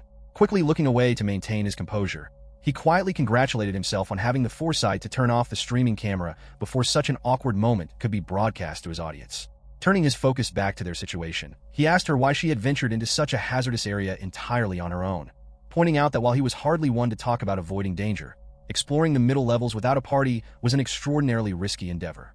Yui hesitated, clearly reluctant to answer, which prompted Tanaka to explain the severe shift in difficulty between the dungeon's different strata. He noted that because she possessed enough combat skill to briefly hold her own against high-level ogres, she was likely more than capable of handling the straightforward threats found in the upper levels on her own. However, the middle levels were a completely different story. Even if an explorer possessed enough physical strength to beat a middle-level monster in a direct head-to-head confrontation, the creatures in these deeper sectors relied on far more cunning tactics, including sudden ambushes from behind, long-range sniper attacks, deadly poisons, and hidden floor traps. In his mind, Tanaka recognized that these underhanded survival tactics would prove overwhelmingly difficult for an honest and straightforward girl like her to navigate alone. Looking down at the ground in shame, Yui humbly apologized, admitting that she was fully aware of how reckless it was for someone of her skill level to wander into such dangerous territory. She confessed that her streaming channel had been struggling with low viewership while she remained in the upper levels, driving her to venture deeper into the dungeon out of sheer desperation to attract an audience. Tanaka nodded in understanding, acknowledging her desire to grow her viewer count, but sternly reminded her that no amount of online fame was worth risking her life over. Assuming she was still a student, he gently advised her that she did not need to push herself to such extreme lengths just to chase internet clout. However, Yui shook her head in disagreement, revealing the heavy personal burden she carried behind the scenes. She explained that she had been raised entirely by a single mother in a household plagued by constant financial hardship. Her primary motivation for dungeon diving was to earn enough money to cover her younger brother's expensive school tuition while simultaneously putting herself through college.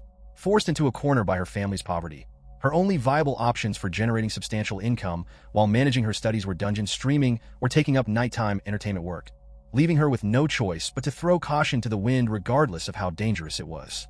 The heavy revelation caught Tanaka completely off guard, making him realize that her underlying circumstances were far deeper and more complex than he had initially assumed. Recognizing that he should not treat her situation lightly, he suggested that she consider joining an official adventurer guild, pointing out that while guild work might not offer the astronomical payouts enjoyed by famous top-tier streamers, it would at least guarantee her a stable and reliable income.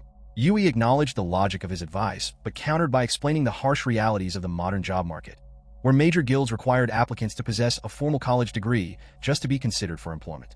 Conversely, the smaller organizations willing to hire high school graduates offered dismal pay that was barely enough to survive on. Tanaka absorbed her words with a sense of growing disappointment. While he admitted to himself that he was out of touch with modern job-hunting requirements, it deeply saddened him to learn that individuals without higher education were still funneled into exploitative, low-paying companies similar to the one he had escaped. It was profoundly depressing to him that academic elitism and corporate gatekeeping had managed to infect the dangerous world of dungeon exploration. Yui continued her explanation, sharing that she had turned to independent streaming in the hopes of catching the eye of talent scouts from major guilds, as well as earning higher immediate pay than standard part-time jobs could ever provide. Realizing how insensitive his earlier assumptions had been, Tanaka bowed his head deeply and offered a sincere apology for speaking so carelessly without understanding the immense pressure she was under. Overwhelmed by his humility, Yui frantically waved her hands, reassuring him that no apology was necessary. She earnestly declared that she was deeply grateful for his intervention, confessing that no one had ever stepped in to protect or support her in such a meaningful way before. Blushing slightly, she admitted that when he had carried her safely away from the ogres, the protective gesture had brought a profound sense of comfort, making her wonder if that was what it felt like to have a strong, reliable father figure looking out for her. Tanaka awkwardly scratched his head, letting out a light laugh as he digested her touching yet surprising confession.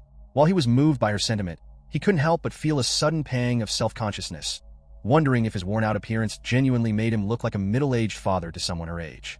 Panicking at the thought that she had offended him, Yui wildly gestured in denial, desperately clarifying that he did not look old at all and rushing to assure him that he felt much more like a dependable older brother. Laughing at her flustered reaction, Tanaka told her to relax, teasingly revealing that he was simply poking fun at her choice of words. As Yui let out a heavy sigh of relief, Tanaka fell into deep reflection, realizing that their background stories shared a striking resemblance.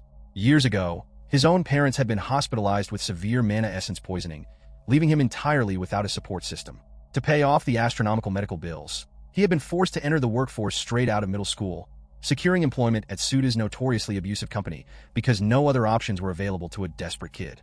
Those years of his life had been defined by relentless pain, exploitation, and hardship, and he knew that surviving that ordeal had been a matter of pure luck. He recognized that if he had remained trapped in that corporate nightmare any longer, his spirit would have completely broken. The thought of this hard-working girl suffering a similar fate in an unforgiving system filled him with a powerful urge to assist her in any way he could. Reaching out a firm hand toward her, Tanaka spoke with quiet determination, acknowledging the immense struggle she had endured. Promising that while he could never replace a father, he swore to protect her from every thread inside the labyrinth until they both made it safely back to the surface. He assured her that he would never abandon her side, telling her with absolute confidence that she could rely on him completely. Yui's cheeks flushed a bright, radiant pink as she fumbled over her words, stammering out a shy response while thanking him profusely for taking such good care of her. Observing her sudden change in behavior, Tanaka found himself deeply perplexed, wondering why her face had turned so utterly red and anxiously questioning whether he had inadvertently said something insensitive or out of line. Deciding to shift his attention back to their primary task, Tanaka pulled out his phone, reflecting on how resuming the live broadcast would be the most efficient method to keep the public and dungeon authorities informed of their current status and ongoing safety. However, the moment he unlocked his screen, Tanaka froze in complete and utter disbelief. Staring at his phone in absolute horror, he involuntarily blurted out an expression of total shock at the sight unfolding on his display. The live stream chat was moving at a terrifyingly rapid pace, practically exploding with thousands of teasing messages from his audience. Viewers gleefully pointed out that Tanaka had just delivered what sounded like an intense, impassioned romantic confession, repeating his dramatic promise to never leave her side and laughing about how smoothly he was making the poor girl fall for him. Male audience members jokingly admitted that even their own hearts had skipped a beat hearing such a powerful pickup line, pointing out that even Tanaka's own ears were turning red on camera. A unanimous wave of affection swept through the comments section as fans humorously admitted to transforming into love-struck admirers, marveling at the creation of yet another iconic quote to add to the growing archive of legendary lines spoken by the corporate drone swordsman. As the chat continued to scroll, the tone shifted toward overwhelming warmth and praise for Yui's pure-hearted personality. Viewers expressed genuine admiration for her willingness to sacrifice so much for her family, with several fans vowing to send generous financial donations during her next individual broadcast to help cover her brother's tuition.